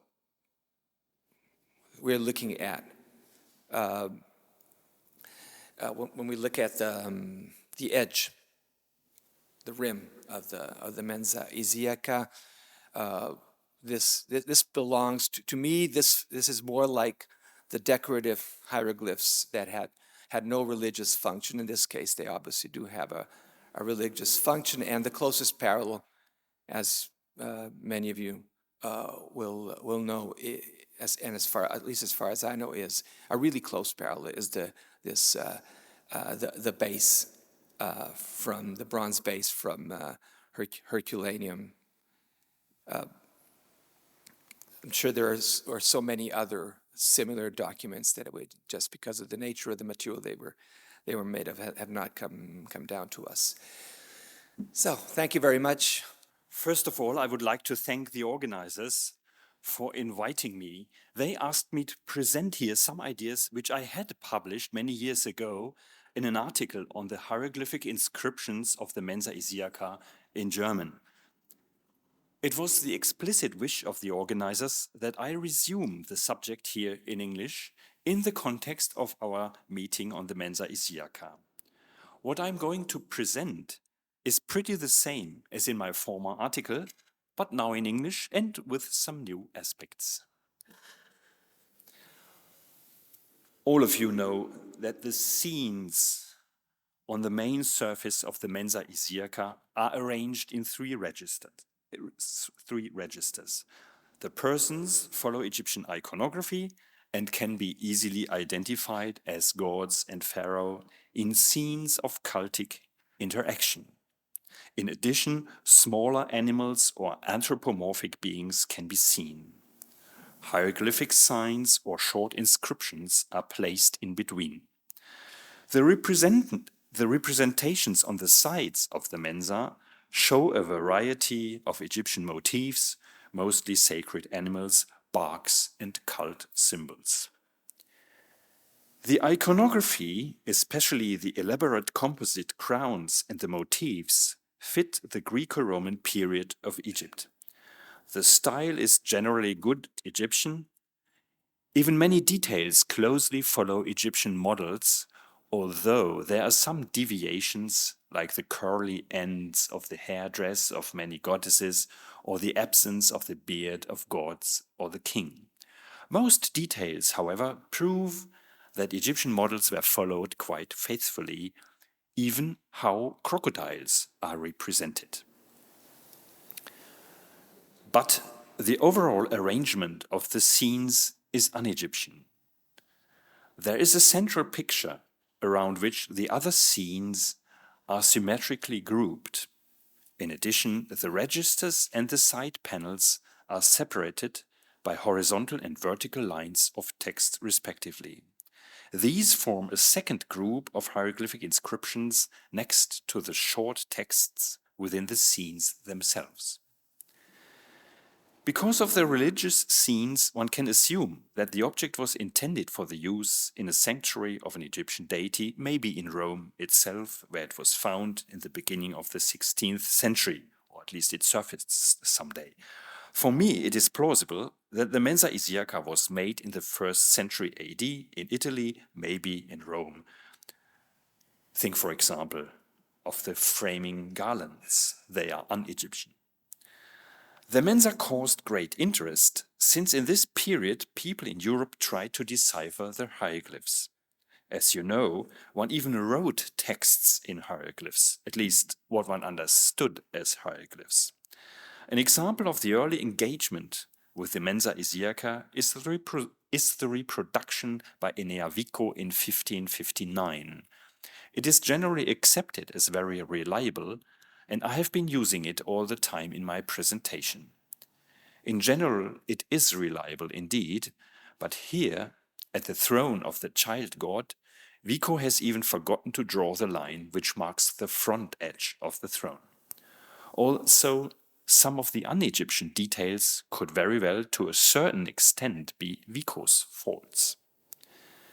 And of course, Vico could not read hieroglyphs, since they were not yet deciphered. But in spite of some flaws, Vico's and other old drawings still have their merits and are useful even today, because the metals of the Mensa are corroded or stained, which makes it very difficult to work with photographs. The inscriptions are nearly completely illegible. Now, I mean in a physical sense. It is even difficult to study the original, but better than the old engravings, it shows how well the Egyptian style of the images and the hieroglyphs is followed. This was at least my own experience when I had the opportunity to inspect the Mensa when visiting the Museo Egizio many years ago. I never had the thoughts I'm presenting today if I had not got the impression that the original is much more Egyptian than the published drawings suggest. In my opinion, a republication of the Mensa Isiaca, including drawings reliably reproducing iconography and paleography, is an urgent need. Without these, any statement about the Mensa must remain highly preliminary. As you know, all attempts to decipher the Egyptian hieroglyphs failed until 1822. On the basis of the Mensa Isiaca, one could not succeed because its texts are not real Egyptian, but the signs copy Egyptian hieroglyphs without yielding a coherent sense. As soon as this was clear, the hieroglyphic inscriptions of the Mensa Isiaca were put aside by Egyptology. At first sight, one might think that talking now about inscriptions that cannot be read and make no sense is a waste of time. But even if the hieroglyphic inscriptions of the Mensa Isiaca are no real texts themselves, they give us a glimpse into the complex field of processes of cultural transformation between Egyptian religious texts, reception of ancient Egypt in the Roman Empire, history of Egyptology and philology. In my opinion, at least some mysteries of the illegible texts can be solved after all. For there are three possibilities why a text consisting of Egyptian hieroglyphs composed in Italy cannot be understood according to the rules of Egyptian orthography and philology. First, they could be simply decorative signs, pure fantasy. Such an inscription is not a text and, of course, cannot yield any sense. Second, they could be original signs, but their use could be un-Egyptian and for this reason incomprehensible. I remind you of inscriptions composed by Seifert in the 19th century. Their basis was a wrong idea how the real Egyptian hieroglyphs work. Third, somebody who cannot read hieroglyphs but is asked to design an Egyptian or Egyptian-looking inscription might make use of a real Egyptian hieroglyphic text, but possibly changes it to fit it into the available space. The result would be a pretty incomprehensible decoration. This third possibility, copying a real text by someone who could not understand it, is what I would assume for the inscriptions of the Mensa Isiaca. If one could find arguments to make this a plausible assumption, this would give important insights into general aspects of the Mensa Isiaca. But we must separate its images and texts from each other. Their combination, as it is found on the Mensa, cannot go back to a common Egyptian source. I will come back to this issue later. First, let us have a look into the iconography of the scenes. Others have proposed a geographical arrangement of them.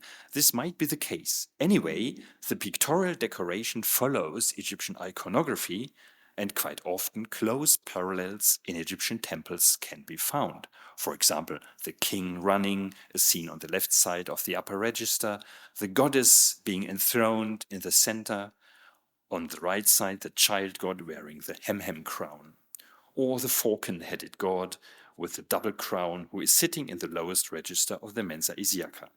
These and other motifs belong to the normal decoration program of the Egyptian temples. Other motifs, particularly those on the borders, like the kneeling king, can be connected to scenes in temple crypts, where the limited space frequently leads to this kind of representation.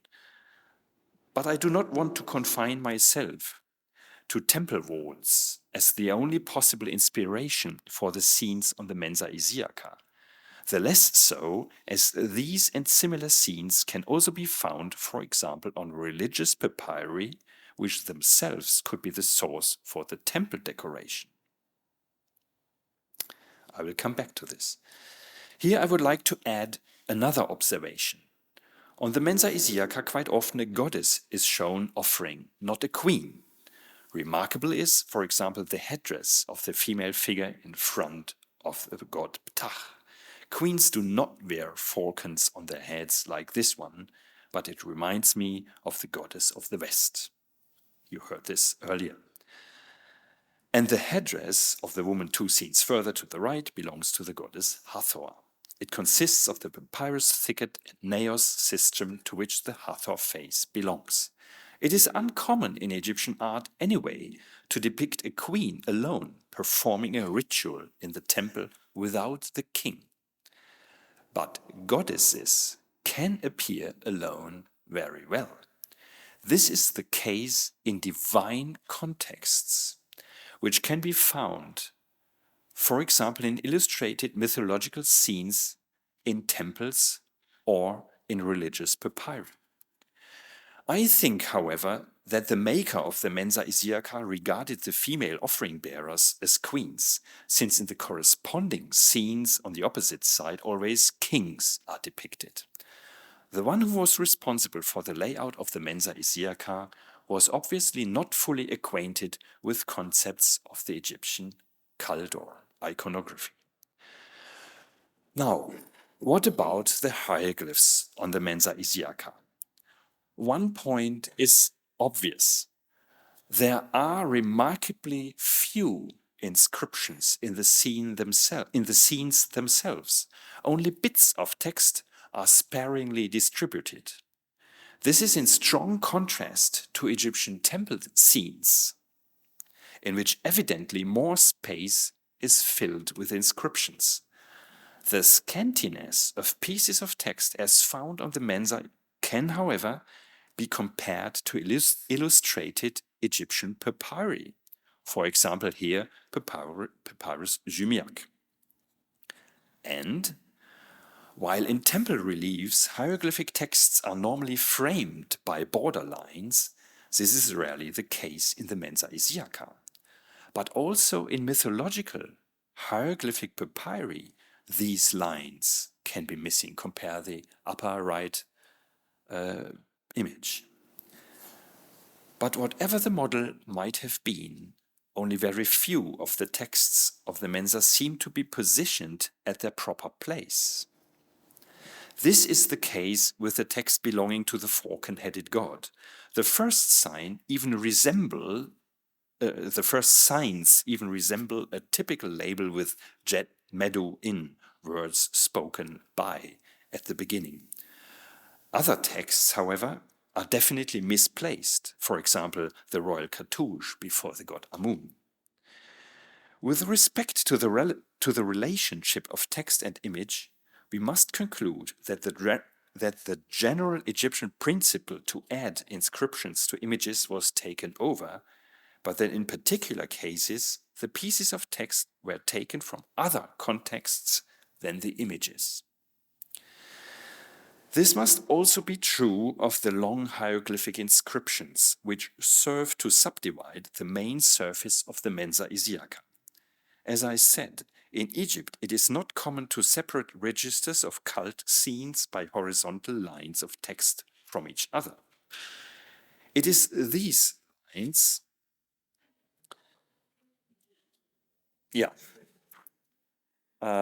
occasionally also the texts within the scenes, which I would like to tackle now. Let us start with a short consideration. Now again, why Egyptian-looking texts might be nonsense, but this time from the perspective of the artist. When an artist who does not know Egyptian hieroglyphs has to make individual hieroglyphs, he possibly simply invents them. Perhaps he once saw Egyptian inscriptions, can remember some signs, might reproduce some of them, and might combine them with each other or augment them with fantasy signs. But when he has to write a longer hieroglyphic text, he might prefer to use and adapt an original inscription. This happened in antiquity and still happens today. The upper example shows an invented hieroglyph for speak. In the lower example, a long section from an Egyptian book of the dead is reproduced, which is, in this context, supposed to represent a long speech in Egyptian language. Therefore, the assumption that also the artist of the Mensa Isiaca relied on an original for the longer texts seems plausible to me. It is also certain that the artist was not able to read hieroglyphs, since he sometimes turns signs into the wrong direction. And indeed, if one tries to find the source of our texts by translating them, one realizes very soon that this is not successful. Only occasionally one can detect sequences of signs which correspond to real hieroglyphic writings like these. I give the writings as they are found on the Mensa Isiaca, then modern printed hieroglyphs, the transliteration and translation. But very soon this becomes very speculative. Are the following equations acceptable? Proceeding like this and looking for real hieroglyphic signs or combinations of signs that have a similar outward appearance and can be read, we run into the danger of becoming purely arbitrary. We definitely must realize that any attempt to read and understand the texts is highly problematic. They are not original and do not represent correct Egyptian hieroglyphic inscriptions.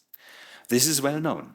Therefore, I will try to approach the problem from a completely different side and will examine the structure of the texts of the Mensa Isiaca. Several times, not only individual signs, but also longer sequences are turned into another direction of writing. This is an important observation, since it means that several different short pieces of text have been combined.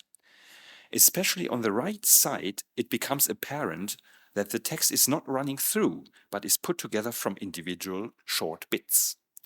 I think this makes it implausible that the source was a coherent, longer text. One can also observe that a certain group of signs occurs again and again. This group, and this is a very important argument, I think, can also stand at the beginning of text bits where the writing changes its direction. Just two examples. What is more, several texts begin with this sign or this group, as some examples can show. This word, as we could call it, obviously typically stands at the beginning of a text and is thus very important for the structure of the text, or rather its model. When we examine the different writings of this frequent word more closely, we see that they all start with a broad sign which can be followed by a sign looking like a half circle or with a rectangular or circular sign under it. In my opinion, all these writings can be interpreted as slightly distorted variants of the Egyptian word iyad, mound. The hieroglyphic writing system definitely allows for all these writings. This does not yet tell us which type of text possibly was the model of the inscriptions on the Mensa Isiaca, but one additional observation allows us to go an important step forward. For one can observe that the pieces of text running from one iyad to the next, or to the end of the text, marked by a thick blue line, are of an astonishingly limited maximum length. The same is true of the generally short texts within the scenes. There are, of course, always still shorter text bits. This cannot astonish, since the artist could be in need of filling a line with something. I think it is more significant that there is a relatively uniform short maximum length. The source obviously contained short pieces of text which started with iyad, mount, and did not contain a running text, although longer lines would have suited the artist's aims better. So, if the structure of the inscriptions of the Mensa Isiaca is based on short text units, this must originate in the source. It can be definitely excluded that only one single short original text is repeated again and again, since what follows after iyad is different. Some examples can make clear the variation. I therefore think it is most probable that the source contained many different short segments of text which all started with the word iyad, mount. This in turn implies that the source had an enumerating and list-like character. Because of the prominent role of iyad at the beginning of phrases, a stichic layout would be probable. Each line of the source text started with iyad. Thus, I would conclude that the model was a stichically written hieroglyphic list of sacred mounts. This would be a cult topographical text. In these texts, anything important in relation to the cult or mythology of a place or area was compiled, like the names of divine animals, trees, barks, etc., the titles of priests and priestesses, but also, of course, of deities, their rites, festivals, and many more other things of this kind, including sacred mounts.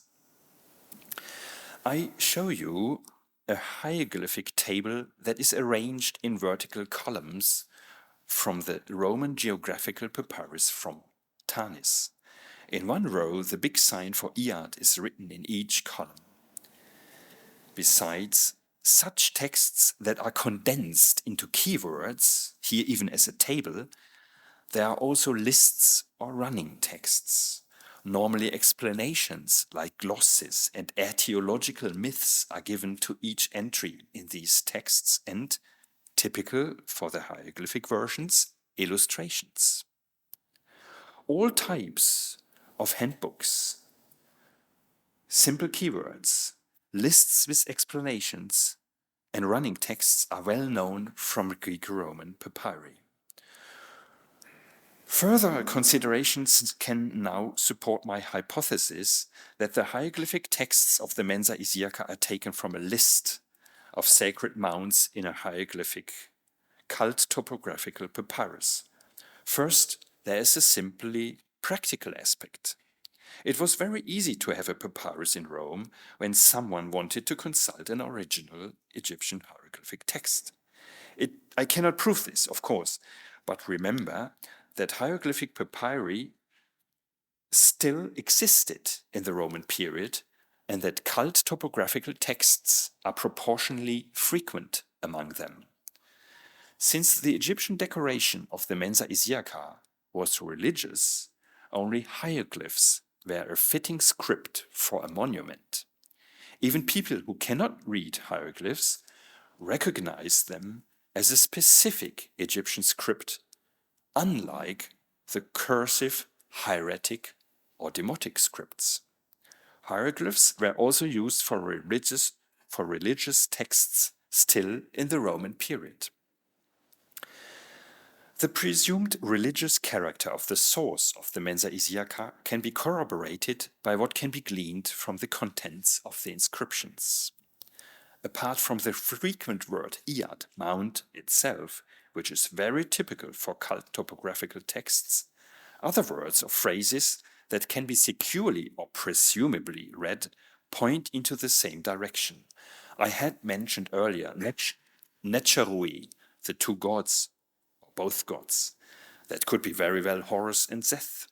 Iri Azet, Isis makes or made. Then natural gods, perhaps Jet eternity, Seach glorify, and Emper Chemenu in the house of the Ennead. There are even more. Web rechui, to judge the two companions, is a current expression for the separation of Horus and Seth in their struggle by the god Thoth.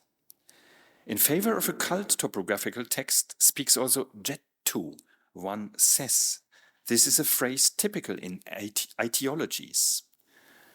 Less specific, but still religious, are Vered, the Great One, a common epithet, for example, of Isis, or Anchoise, life and dominion, a very frequent combination. There is nothing which would definitely point to a royal historical or private biographical text or a narrative. All these expressions here, rather would fit perfectly to a religious text and thus support my idea that a hieroglyphic papyrus with a cult topographical list of sacred mounds had served as a model from which the hieroglyphic texts of the Mensa Isiaca were taken. But it is also true that this process led to extreme deformations already in antiquity, so that only few words have remained recognizable to some extent. In addition, Vico has certainly contributed still more mistakes. But nevertheless, it is even possible to determine the age of the presupposed source on the basis of the signs used. The writing of Chemenu, Ennead, would be clearly Greco-Roman, a hieroglyph that occurs several times in the Mensa is a common alphabetical sign for M since the late period. This writing for natural gods would be possible in Greco-Roman Egypt. The fact that the inside of some hieroglyphs was decorated with a detailed pattern, like the T or the throne sign, that are filled with a hatching, is also possible in the Greco-Roman period. Therefore, I would think that the source was from the Greco-Roman period. When I said that the images and the texts on the Mensa do not originally belong together, this possibly simply means that the artist understood them as different source material, which he combined in a new way.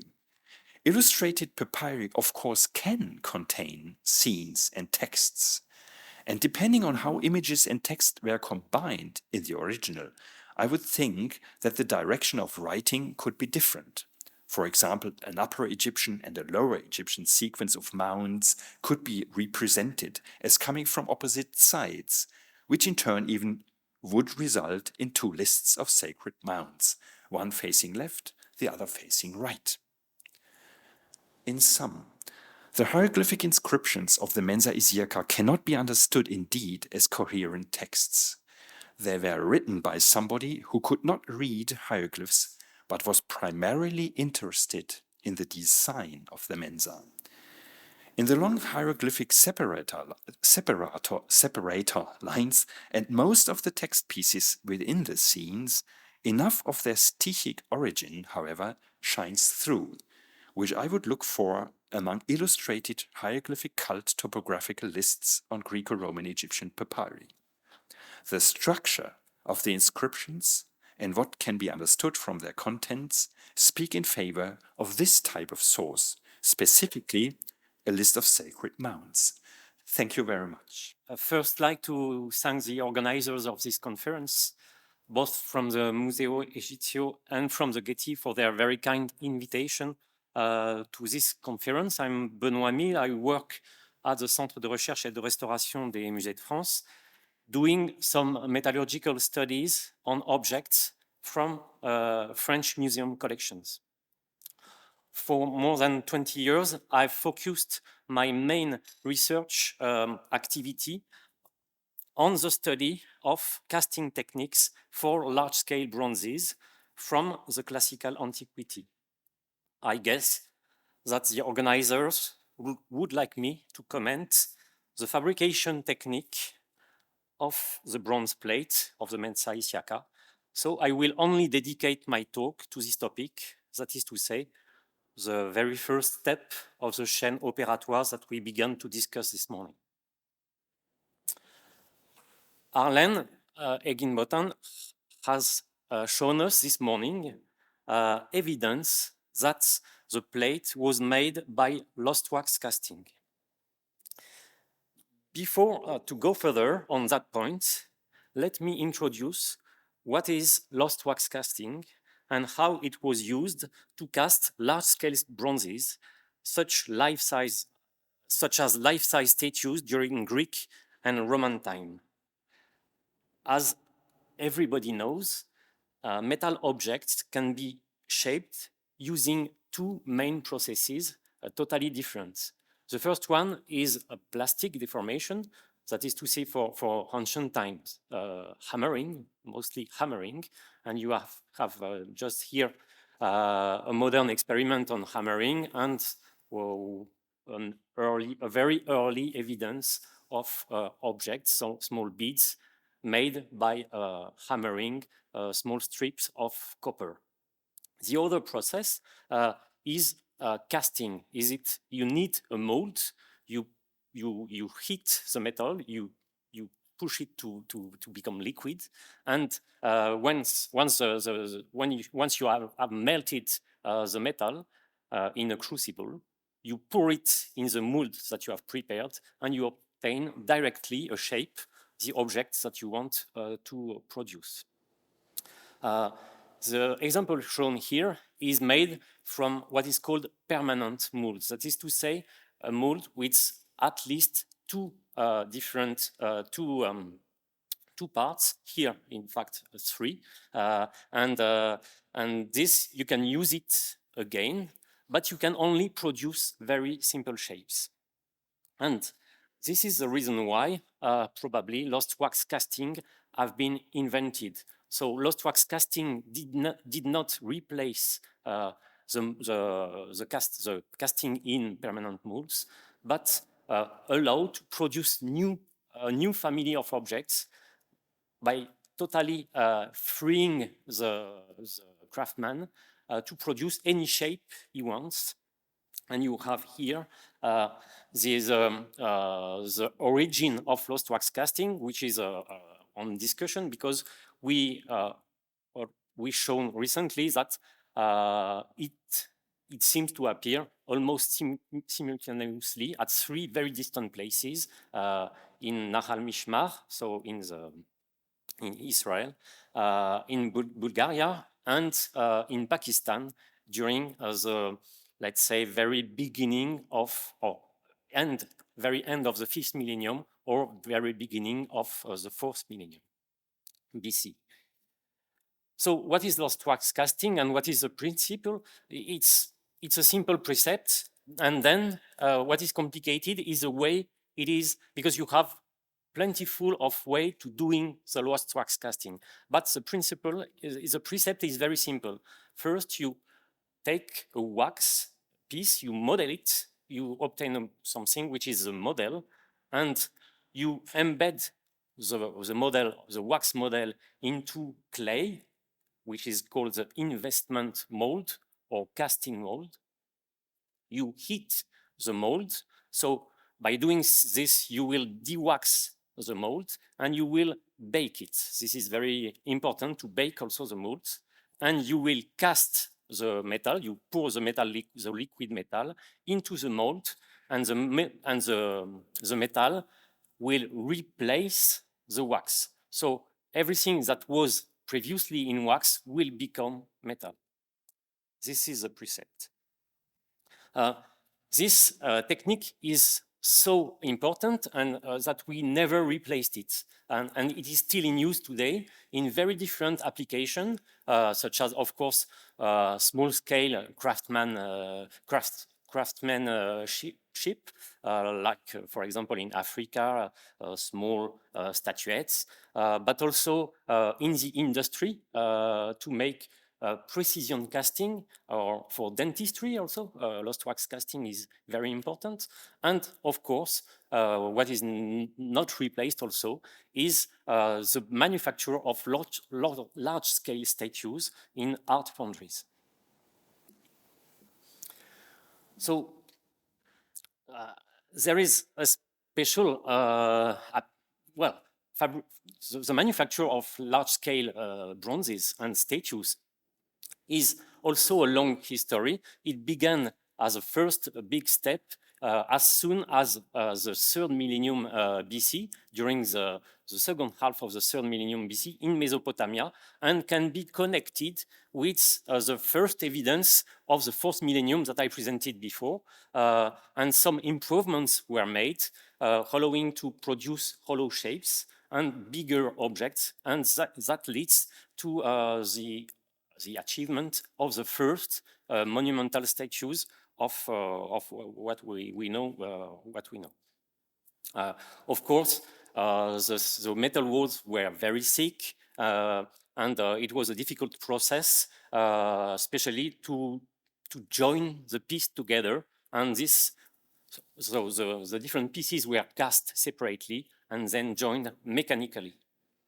Then we have a large hiatus gap in our knowledge of what happened during the second millennium. We have almost no occurrence of large statue from whatever the place is, and what we see is a spectacular rebirth during the first half of the first millennium BC. And what is very interesting is that this rebirth is not at one place, but it concerns the three major civilizations that were active during this time: Egypt, South Arabia, and Greece.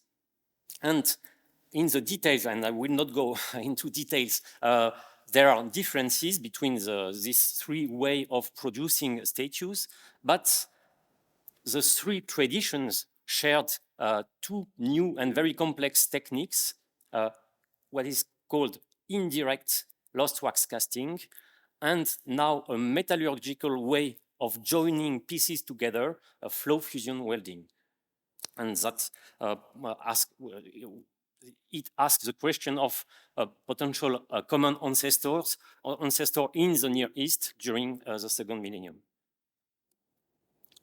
So here, for example, the radiography of this statue, and you see that they have now very thin metal walls, and they are also cast in pieces, separate pieces, but which are now metallurgically joined by welding.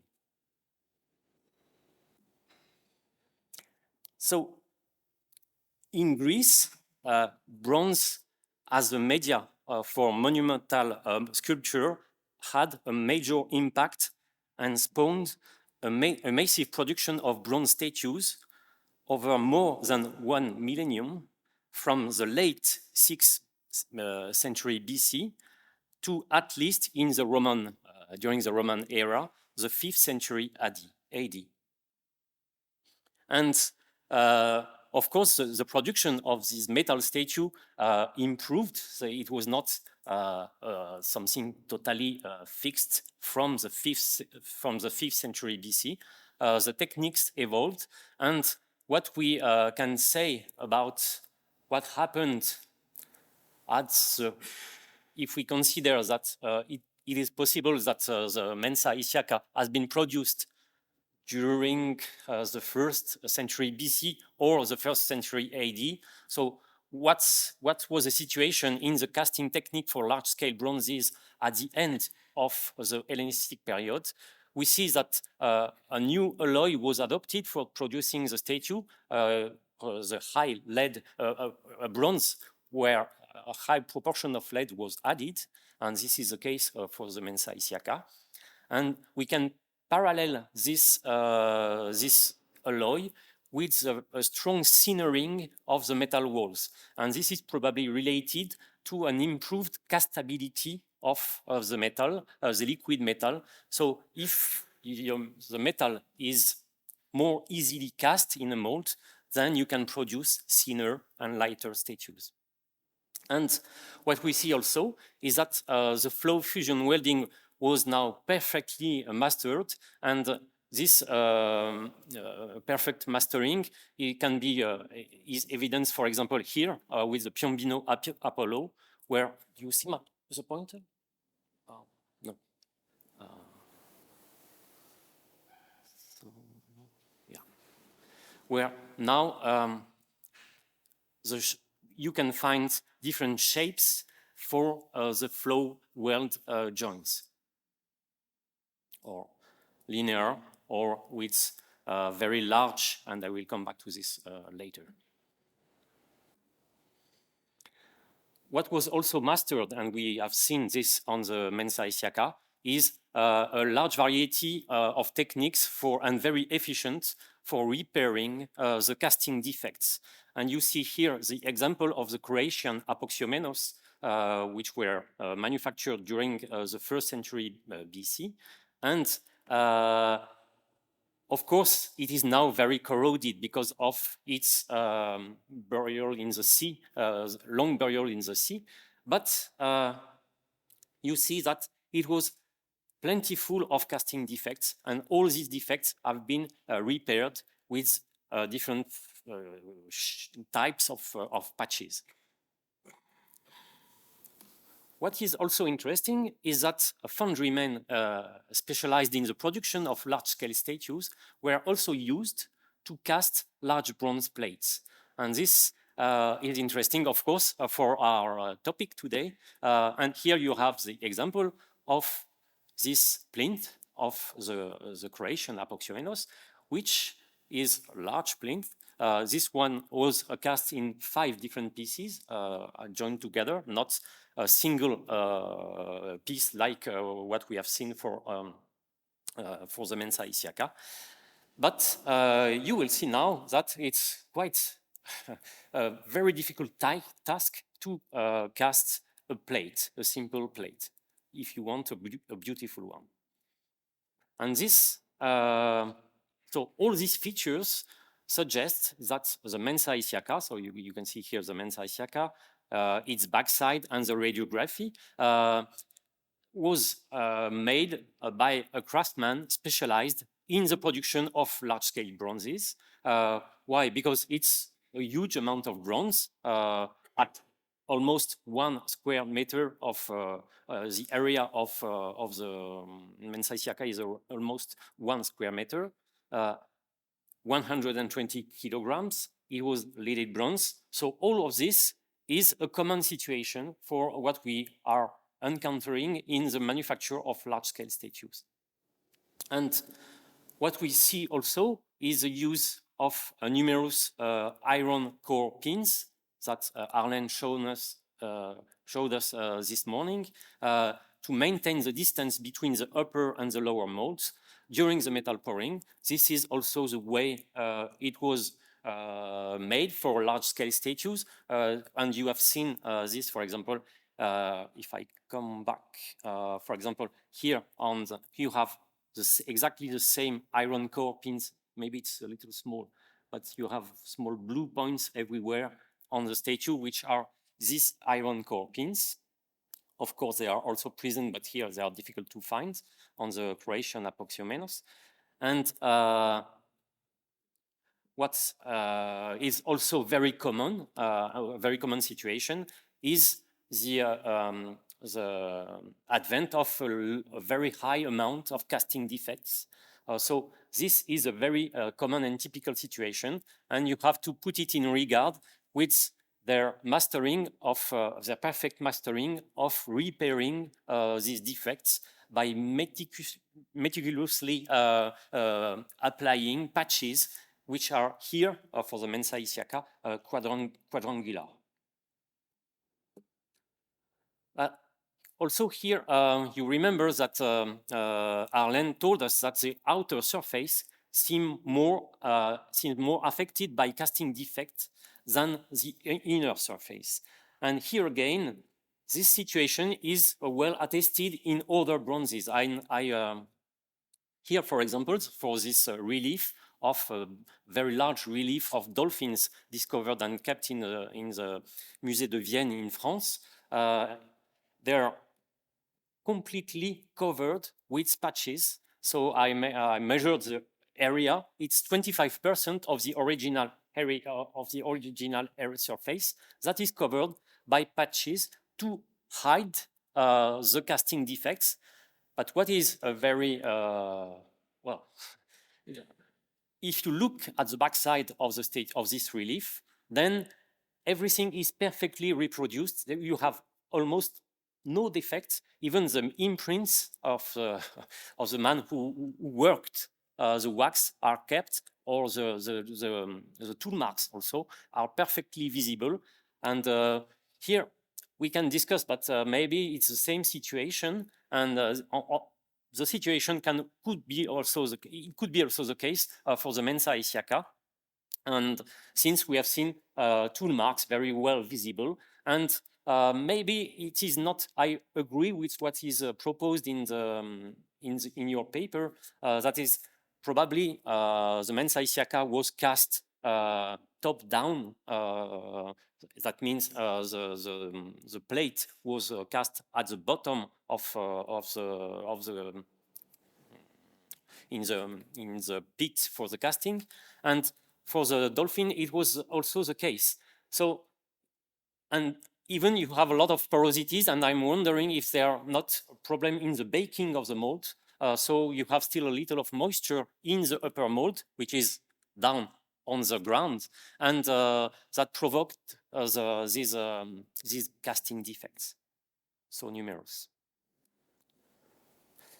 What is also interesting to discuss is the large mass of lead at the back of the plates, because here again, we have other examples. So I don't know, because here the history of the Mensa Isiaca is very complicated, that could relate to something totally different.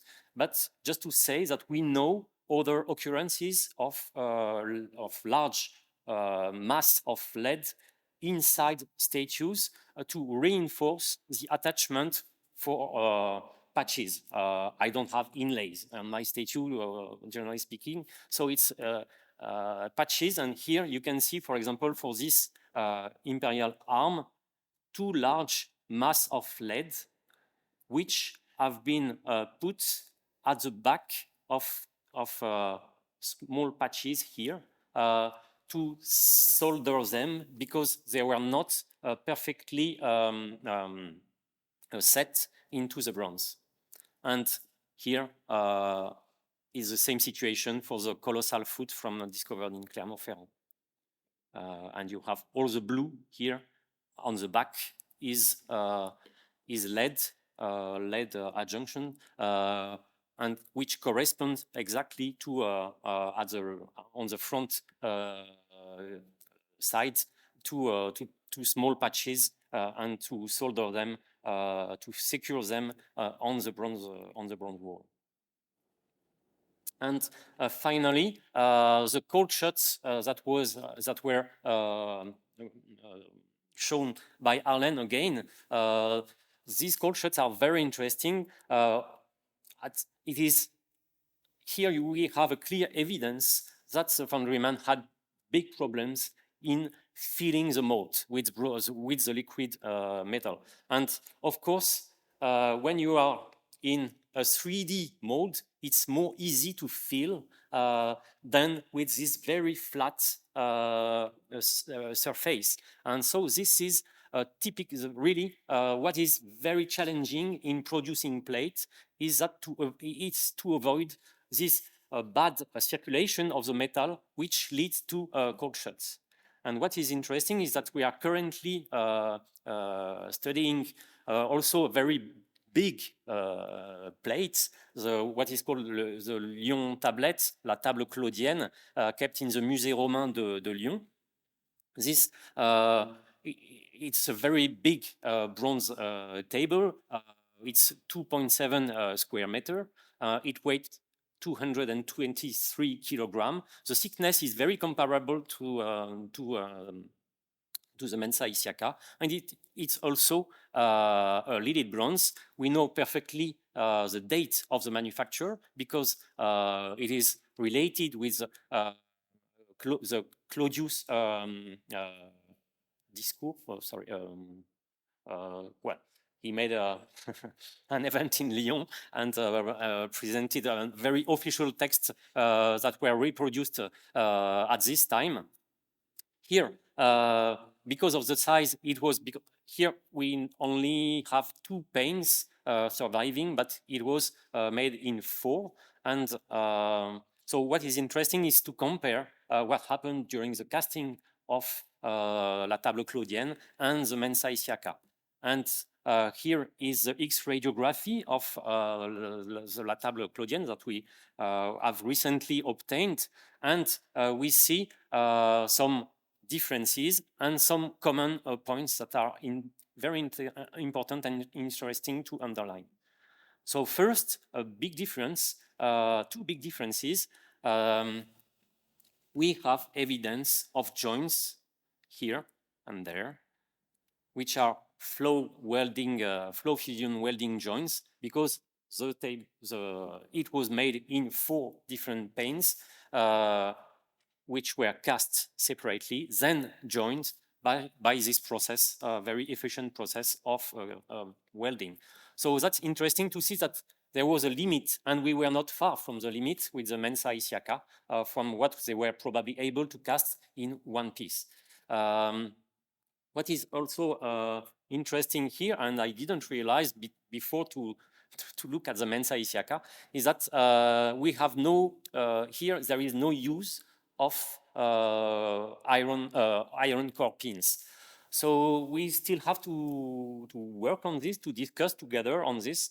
Maybe it's related with the sides of the Mensa Isiaca, which we do not have here. It's simple plates. So maybe iron core pins are not so important in that case, but we can discuss this further. And what is interesting also is that casting defects here are not too much affecting the outer surface. We have plentiful of casting defects that you can see on the X-radiography. Most are located at the bottom of the left pane, but you have also here some. But they were not producing important cast defects on the surface, so they were not repaired. We have a lot of repairs on this object, but they are relating with other defects, the welding defects, and they were hidden by patches. And what is interesting also here is a small difference. They are not only square, quadrangular patches, but also polygonal patches. And of course, we also have very, very comparable code shots. So we see that here again, the same situation. It was very difficult to obtain and to make the circulation of the bronze. so to obtain directly a perfect bronze casting. So to conclude, I would like to say that everything that I've presented shows that the manufacture of the bronze plate of the Mensa Isiaca fits very well in the general frame of the metalworking techniques mastered in specialized workshops for large-scale statues. And at the same time, this is the main reason is that they were used to do this. But also, it was not an easy task. And we can also discuss this later, but even today, to produce large plates by casting is very challenging in art foundry, but also in industry. So a very high level of expertise was needed to cast a large and thin bronze plate without too much defects. So thank you for your attention. It's a real pleasure to be here and be able to speak to you today about the Mensa Isiaca.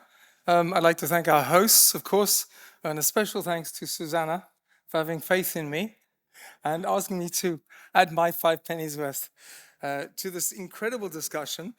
I have to confess at this point, having listened to our previous contributors, I feel the need to rush back to the hotel and rewrite my paper in the light of so many more questions. And I think this is obviously a running theme. The more we look at this incredible piece of craft, the more mysterious in many respects it appears. To say, before I say anything, I think it's important I tell you a little bit about myself and my perspective on this object. For more than 40 years now, I've been a practicing goldsmith. I was very fortunate. I'm one of those last rare breed of old school goldsmiths who actually use hand tools. We make our own alloys. We refine our own material. In many respects, and the reason I'm telling you this hopefully will become evident as we proceed, the craft of goldsmithing in the modern world is very different to that practice in the Renaissance and in the ancient world. But when we get down to the fundamentals of the materials we work with, there are some immutable facts and realities that metallurgy and chemistry demand that we master. So my initial training was in the European goldsmithing tradition. About 30 years ago, I traveled to Japan and immersed myself in classical Japanese metalwork. It's fair to say that the Japanese traditional metalwork scene, history, culture, has been extant in one way or another for at least 1,300 years. Of course, as it's practiced today, is but a shadow of the past. Nevertheless, in many respects, it offers a tangible, real-world connection with past practices and past intellectual approaches to craft. And as a practitioner myself, I think holding that understanding at the forefront of our investigations is really crucial. There have been a number of references today already. One very beautiful one I felt from the gentleman in the second row here. I forget your name, I'm sorry. Our understanding of time in process is hugely different. I well remember transitioning from a classical goldsmith to working on Japanese work. And whereas a 3-day job was considered a long, complex job, then to suddenly spend 2 to 3 months on a job was a psychological strain I wasn't prepared for. And yet we take it for granted nowadays. But all of these, I think, these aspects need to be borne in mind when we consider an object like the Mensa Isiaca. So this is the basis from which I proceeded to look at this mysterious piece of metal. So with a little familiarity of one ancient metalworking tradition as my Rosetta Stone, perhaps I can see a little bit more in the Mensa, and together we might learn a little bit more about the people who made it and how they made it. It's a large object, 123 centimeters by 74, as has been well demonstrated. That's an imposing piece of metal. So I'm not going to spend any time about the casting of the panel, and I'm going to move directly to what we would call the cold working. If we examine the reverse of the panel, and there we are, I stole an image from someone else. Thank you, Suzanne. This is probably what the front of the panel looked like to a certain degree when it was cast. That then would have had to be processed to a relatively smooth, even finish to allow for the design to be laid out and the inlay work to be carried out. So in the absence of machine tools, how did our ancient ancestors proceed? There are two tools, in fact, that are used. One is a tool like this. In Japanese, this is called a kisage, or simply a scraper. It's a fairly robust piece of steel. You can get a sense of scale here. And it's literally scraped across the surface of the metal, a bit like a spoke shave that a woodworker would use. It might sound very laborious and crude, but in fact, it leaves a very smooth and very even finish, and it's very effective at finishing metal. It would appear that prior to the use of emery paper and grinding tools, scrapers were fairly commonplace in the toolbox of metalworkers as a way of refining coarse metal, or certainly cast metal. And that, no, we can go back. So we'll stay with that. My beautiful assistant is passing some tools around now so that you can get a sense of what these tools feel like, because I think that tactile aspect is important. But these scrapers I still use myself, even though I have access to power tools and so forth. But when I use a scraper, I have far much more control of the surface that I want to create. And in the case of alloys that I've made or cast myself, which are unlike modern materials, which are uniform and reliable, I can respond intuitively and instinctively and instantly to any variation in the material I'm working with. So whereas at first glance, these kinds of tools seem overly simple and limited, in the hands of a skilled artisan, they become in fact more flexible. They become more useful. As we often say in our workshop, power tools are just a way to create 136 mistakes a minute. We actually, as simple creatures we are, simply can't cope with that kind of power when dealing with subtle materials, elegant materials, and trying to attain the kind of refined effects that the Mensa Isiaca demonstrates. So there was a great deal of work on the front of the panel. We've heard from Benoit the massive technical challenge that casting that panel represented. And of course, to then take that front of the panel, which was undoubtedly distorted, wobbly, full of cracks, little holes, to render that smooth. I won't say level, because I don't think it ever was truly level, but it was smooth enough. But that would have taken an awful lot of work, quite probably a team of 3 or 4 people, the better part of a month. But they did the job, and it was delivered to a workshop of specialist inlay workers. Before I move on, actually, beyond the scrapers, it might be of interest to note that some of you may be familiar with the 13th century monk Theophilus, who wrote a treatise on various crafts called The Diverse Arts. And he notes in a list of metalworkers' tools, 2 specific tools that the makers of the Mensa almost certainly used. And I only mention this because he mentions them in Latin and I thought it appropriate.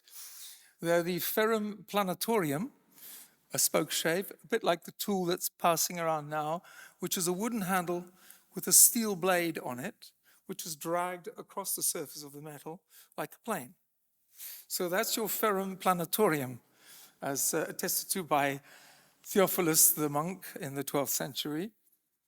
He also describes the ferrus rasorius, a scraping tool or scraper, very much like the bladed tool also passing around, which is used a bit like a chopstick and pivoted off the thumb and is capable of very delicate and fine refinement of metal surfaces. In fact, so fine can these tools be used that you can go directly to a very, very fine polishing stone, charcoal, and then polish it.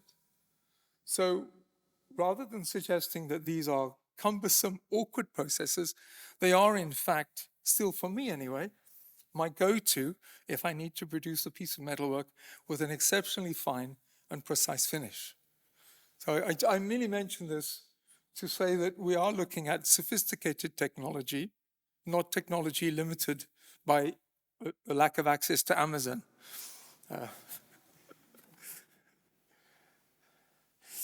This image is one of the borders. I've rotated it just for ease.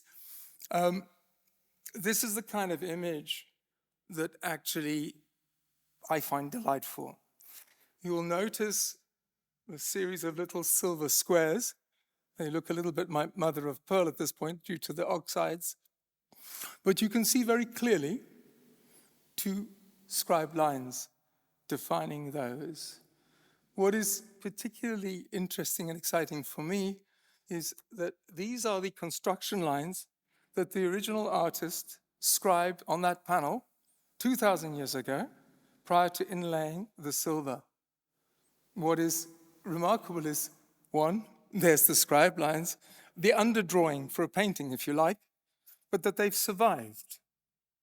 Now, that tells us 2 things. 1, how they laid out the pattern, but also that the metal surrounding that inlay has been relatively unaffected by the passage of time, because those scribe lines are literally just the mark of a pin scribed across the metal, not meant for anyone else to see other than the artisan who made it. But yet there they are. And if we look carefully across the whole panel in magnification, there are little traces of these telltale layout lines, which for me as a craftsman is a wonderful connection with the people that made it, because my work's covered in those lines also when you look under a microscope.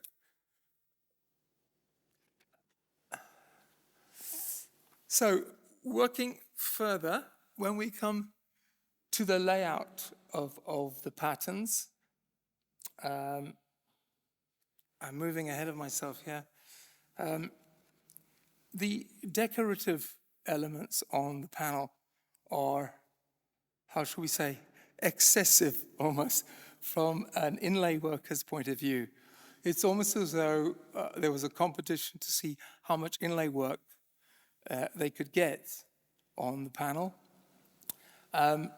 It's almost as though the amount of inlay work overshadows the scale of the actual casting itself.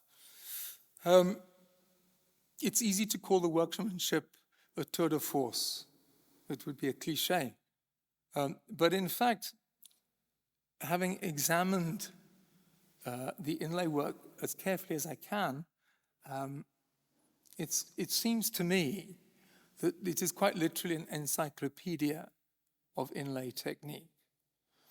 When I say an encyclopedia, I mean that at first glance, inlay seems a matter of fact.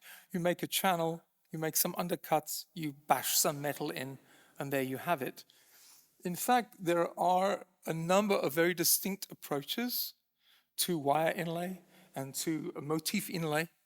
And the application of these 2 different basic approaches And the kind of patterning we see in the Mensa is of a degree of complexity that suggests to me that what we're looking at is the result of successive generations developing on technique. So we often see this where we have enough examples that early examples of inlay work are relatively crude, lines are wobbly, the thickness of the wire is inconsistent, the outlines of patterns are not particularly beautiful, and so forth. Inlay work often falls out because it's not been very well secured. It doesn't take long in a workshop of craftspeople for techniques to be improved and refined.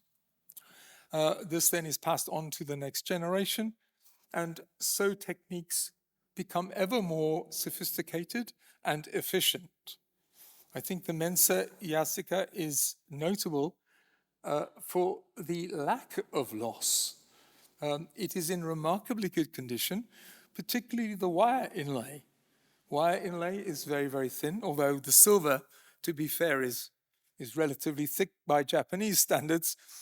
Nevertheless, it's all fairly well intact. That speaks to a very efficient understanding of technique and application of technique, which I would suggest indicates a series of generations passing on learned experience and refining process. This then also suggests the need for this kind of work over a number of generations. It seems to me self-evident that the people who did the inlay work were consummate specialists and that the work they carried out is exceptional. The more carefully one examines the inlay, the wire, the edges, and so forth, the more I'm struck by the confidence and certainty with which the work is carried out. All of this speaks to the later stages of a metalworking tradition and specialization. The only fly in the ointment, from my perspective, speaking on behalf of these remarkable inlay artists, is that whoever ordered the bronze panel didn't do them any favors. The bronze, I'm assured, is typical of Roman castings of the time. However, its particular composition, being 17% lead and a small amount of tin, is such that the alloy is very brittle. It's very friable. And let's see if we can find. So I'm having to go back here. This is one of the chisels that would be used for outlining the inlay. Just a simple V chisel, angled at the correct orientation, will provide you with a little bit of an undercut. I'll speak more about this aspect in a moment. This is a straightforward flat chisel, similar to a woodworker's mortise chisel, the kind that would be used to excavate the cavities for the inlay. And here we have a close-up of a head with missing inlay. And we can see a fairly granular ground, but we can also see very clearly the chiseling. I don't know if I can I do this? Oh, yes. So we have this, is that showing up? No. So in the area of the head, we can see the ground is quite granular. It wouldn't necessarily have been so when it was first chiseled. Chisel has a tendency to flatten metal as it cuts because of the compressive force, but over time the metal will revert to its initial structure. It's expanded, so we can see a granular structure which echoes the structure of the metal, a bit like concrete, if you like. I don't suppose anyone's ever chiseled concrete. It doesn't chisel very smoothly, neither does this bronze. It tends to be quite friable. The edges will crumble. Nevertheless, the inlay team were presented with this bronze.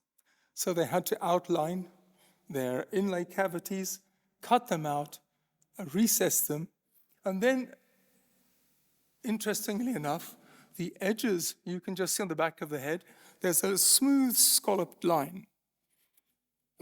If the artisans has used the rectangular chisel I showed you earlier, a very basic chisel, as you come around on the sweep, it will inevitably catch the edge of the metal, tearing it up.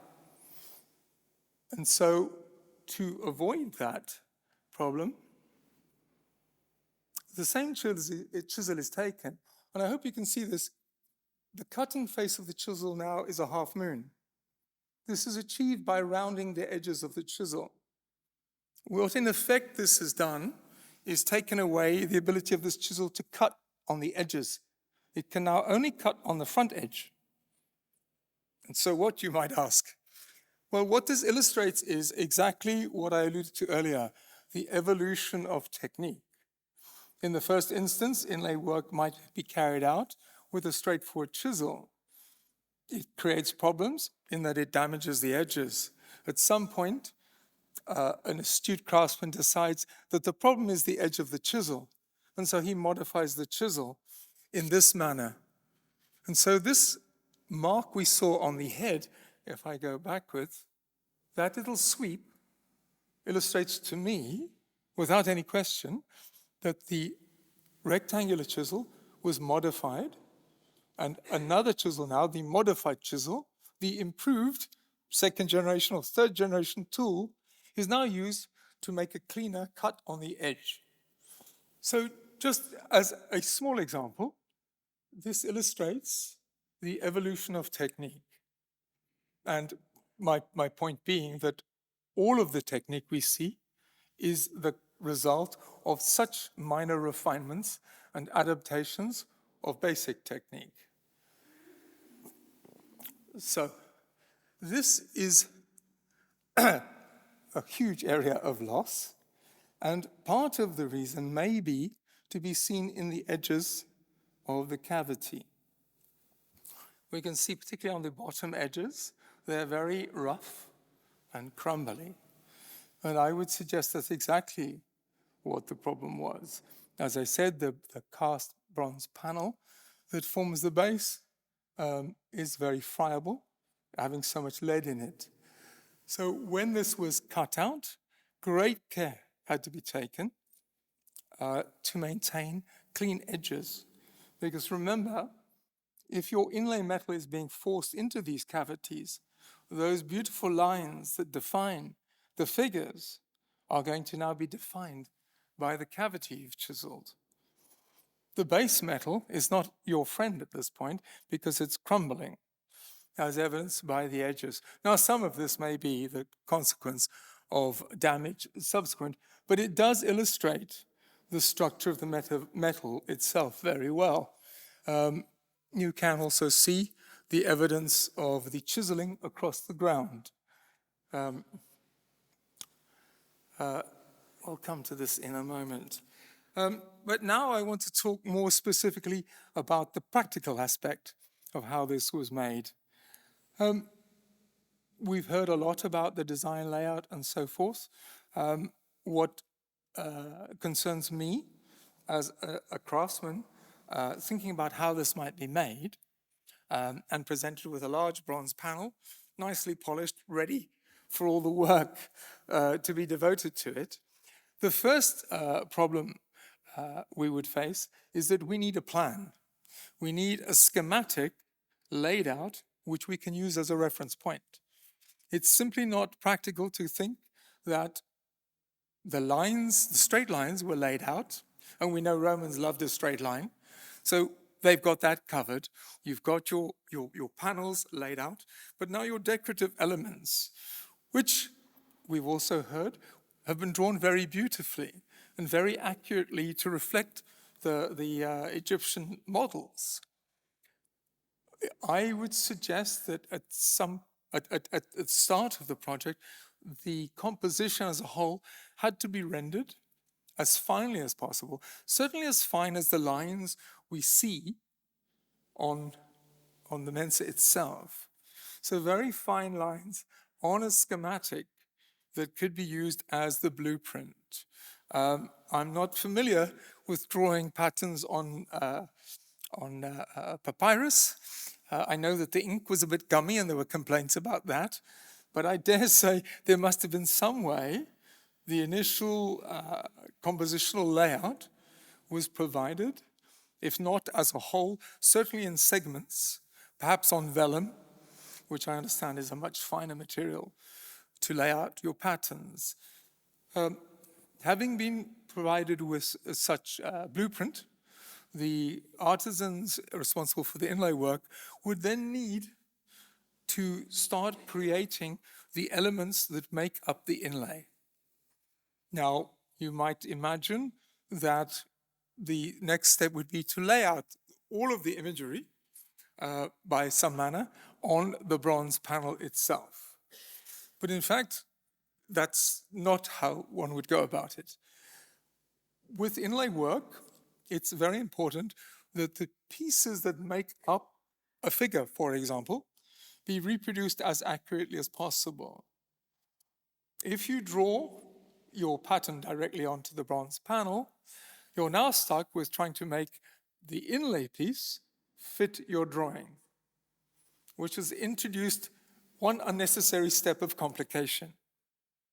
So a skilled inlay artist would instead create a series of elements, a bit like a puzzle, if you like, of all of the relevant components that would make up a figure in the correct alloys.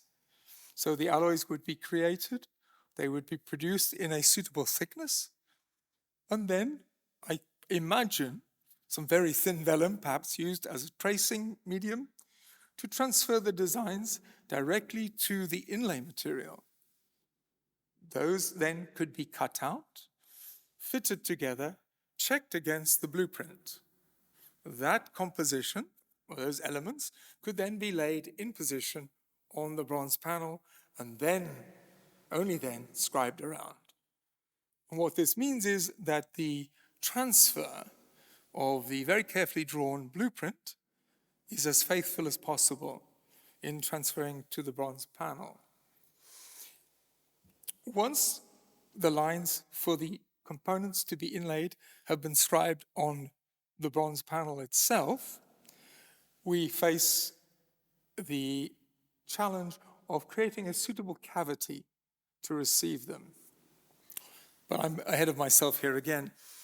We've got to cut out those little components. The jeweler's saw, which is so ubiquitous today, only became available at the late 19th century. And little needle files and so forth, similarly, were simply not available to metal workers in the ancient world. What they did have, and which was in fact in every metal worker's toolbox, was chisels. Chisels were as commonplace as their pliers and shears.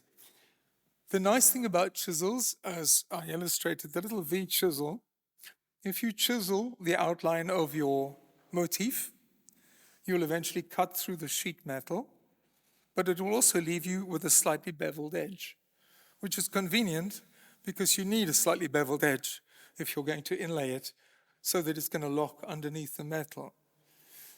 So far, so good. It's not very useful to try and chisel a thin sheet of metal if it's not secured.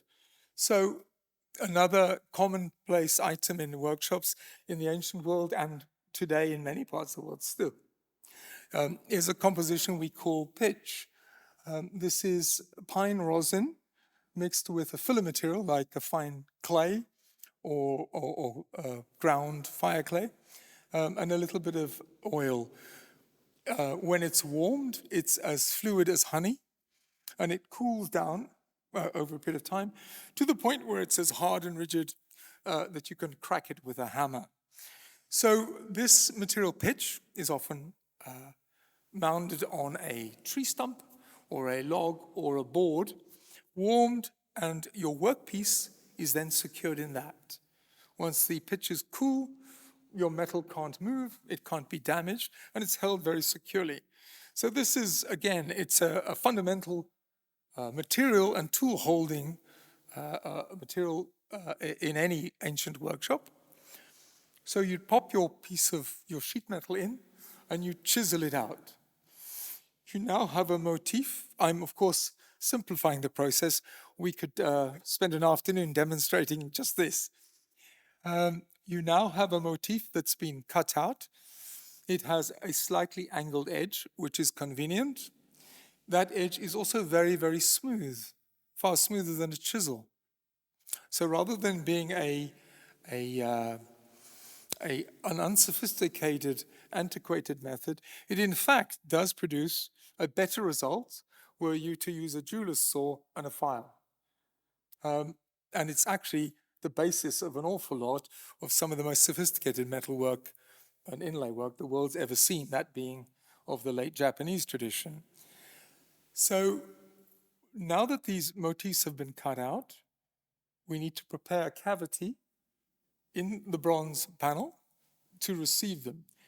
And I have to confess, I'm a little bit stuck with an easy answer for you because of the choice of bronze that the Roman foundries decided to use.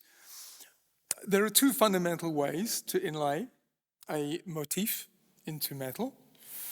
The classical Japanese approach, an approach that's common in the Far East and the Middle East today, is to use a ground metal that has a degree of malleability and flexibility to it, such that using a tool a bit like a chisel, but slightly rounded, so it's not quite as sharp and slightly curved, just for flexibility's sake, you can follow the outline that you've scribed, and you can push up by punching in at a slight angle a little lip.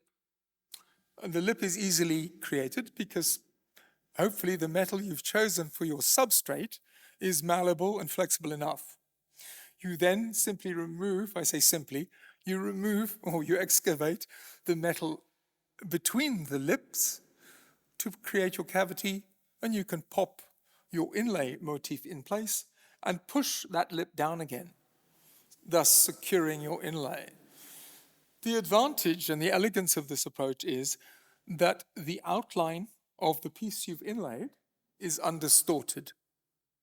You can imagine it as a gemstone, perhaps, or a piece of glass. You've simply reset the ground metal without distorting the outline.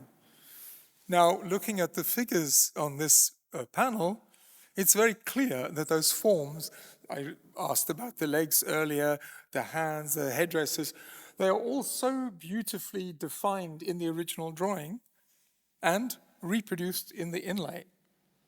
So if you were to ask me to do this job, I would want to change the base before we begin, because it really is a handicap, but it raises some other questions we'll get to in a moment. So that's the classical approach. That would be my preferred approach. The second approach I would call more crude. We do see it being used by artisans today, but that's probably because they don't know better, where the cavity is cut out and a slight undercut is provided. The hope is that your outline matches the motif you want to inlay. If it's a simple daisy, it's not so critical. But if it's the nicely turned out calf of a young god, you want that line to be just so. Chiseling metal like the bronze on this panel is problematic.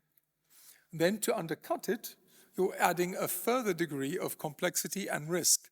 Because the metal being so friable, it can very easily chip and break away. And then the really crude part, from my perspective, is you fit your inlay, which you so carefully cut out, and then you hammer it to spread it. It's a bit like making cookies without using a cookie cutter. Your outline is now at the mercy of the distorted edges, which now have to be corrected. Now, it may be that this is why we see the outline of silver and the black bronze. It's a possibility. It may also be that the inlay is fitted to the cavity and that this silver wire, this is very hypothetical, I have to say, and requires some further investigation and experimentation.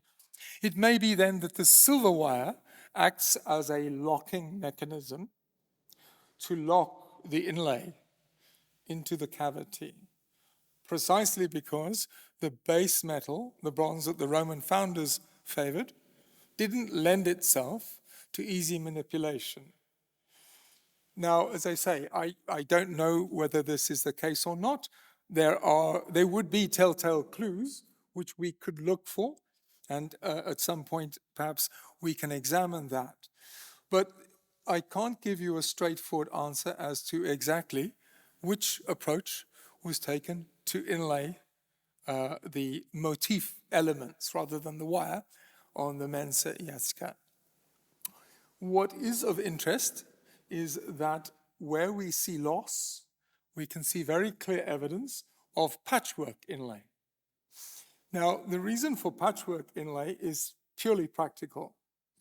The larger the piece of metal you wish to inlay, the greater the risk of that piece distorting and bouncing around and thereby coming loose.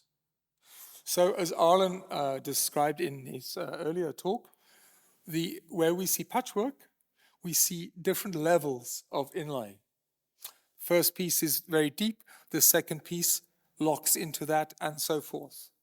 This is a sophisticated approach. It also illustrates an awareness that this panel is going to move. Because it's a large, flexible panel of bronze, it is going to be vulnerable to movement. So all of the inlay really does need to be well secured. Those challenges seem to have been well met, other than a relatively small amount of losses. I've just been given a heads up that I'm running out of time. That was bound to be the case. One of the black bronzes, which is of real interest, goes by the name of Himpty Kim. I'm assured it's a real name. This is an example we made. This may well be the first example of genuine Himpty Kim in the modern world, because it contains arsenic. And apparently people don't like melting arsenic anymore. But there, of course, as with many things, a trick to it. These are the components: copper, tin, a little bit of silver, some iron. The dirty scraps on the side are what we call kurumido. It's a commercial Japanese bronze containing arsenic in 3% and 5% gold. So whoever decided on this alloy, they weren't cutting any corners, because you can get a perfectly good black in this alloy with as little as 0.5%. But they pushed the boat out and went for 5, costing me £250 to make that piece of copper. So I'd like it back. Just very briefly, I'd like to touch on the brass alloys that make up some of the figures. There's, in fact, another hour's worth I could ramble on.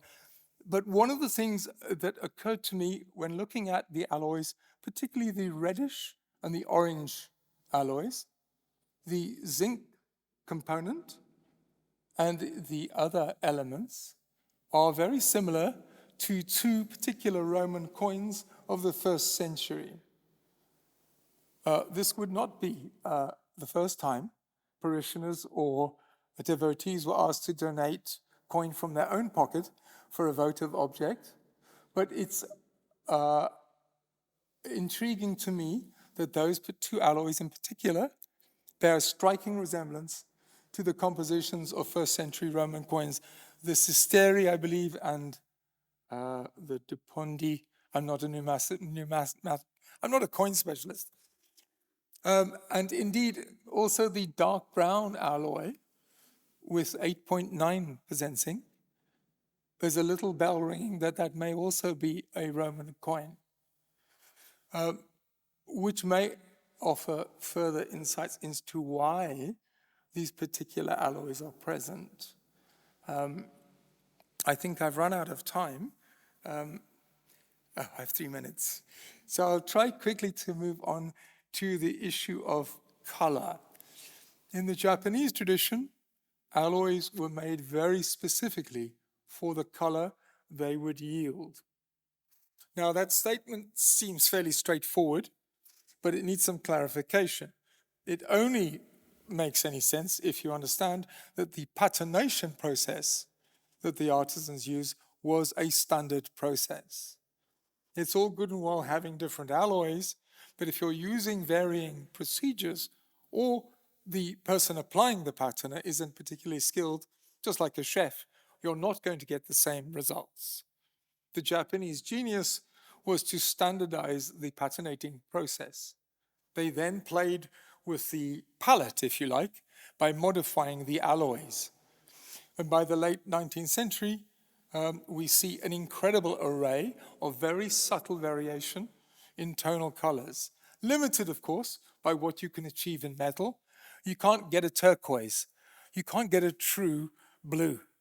So there are limitations in the coloration on metal if you're using the kind of patina that will give you a standardized and uniform result on a range of alloys.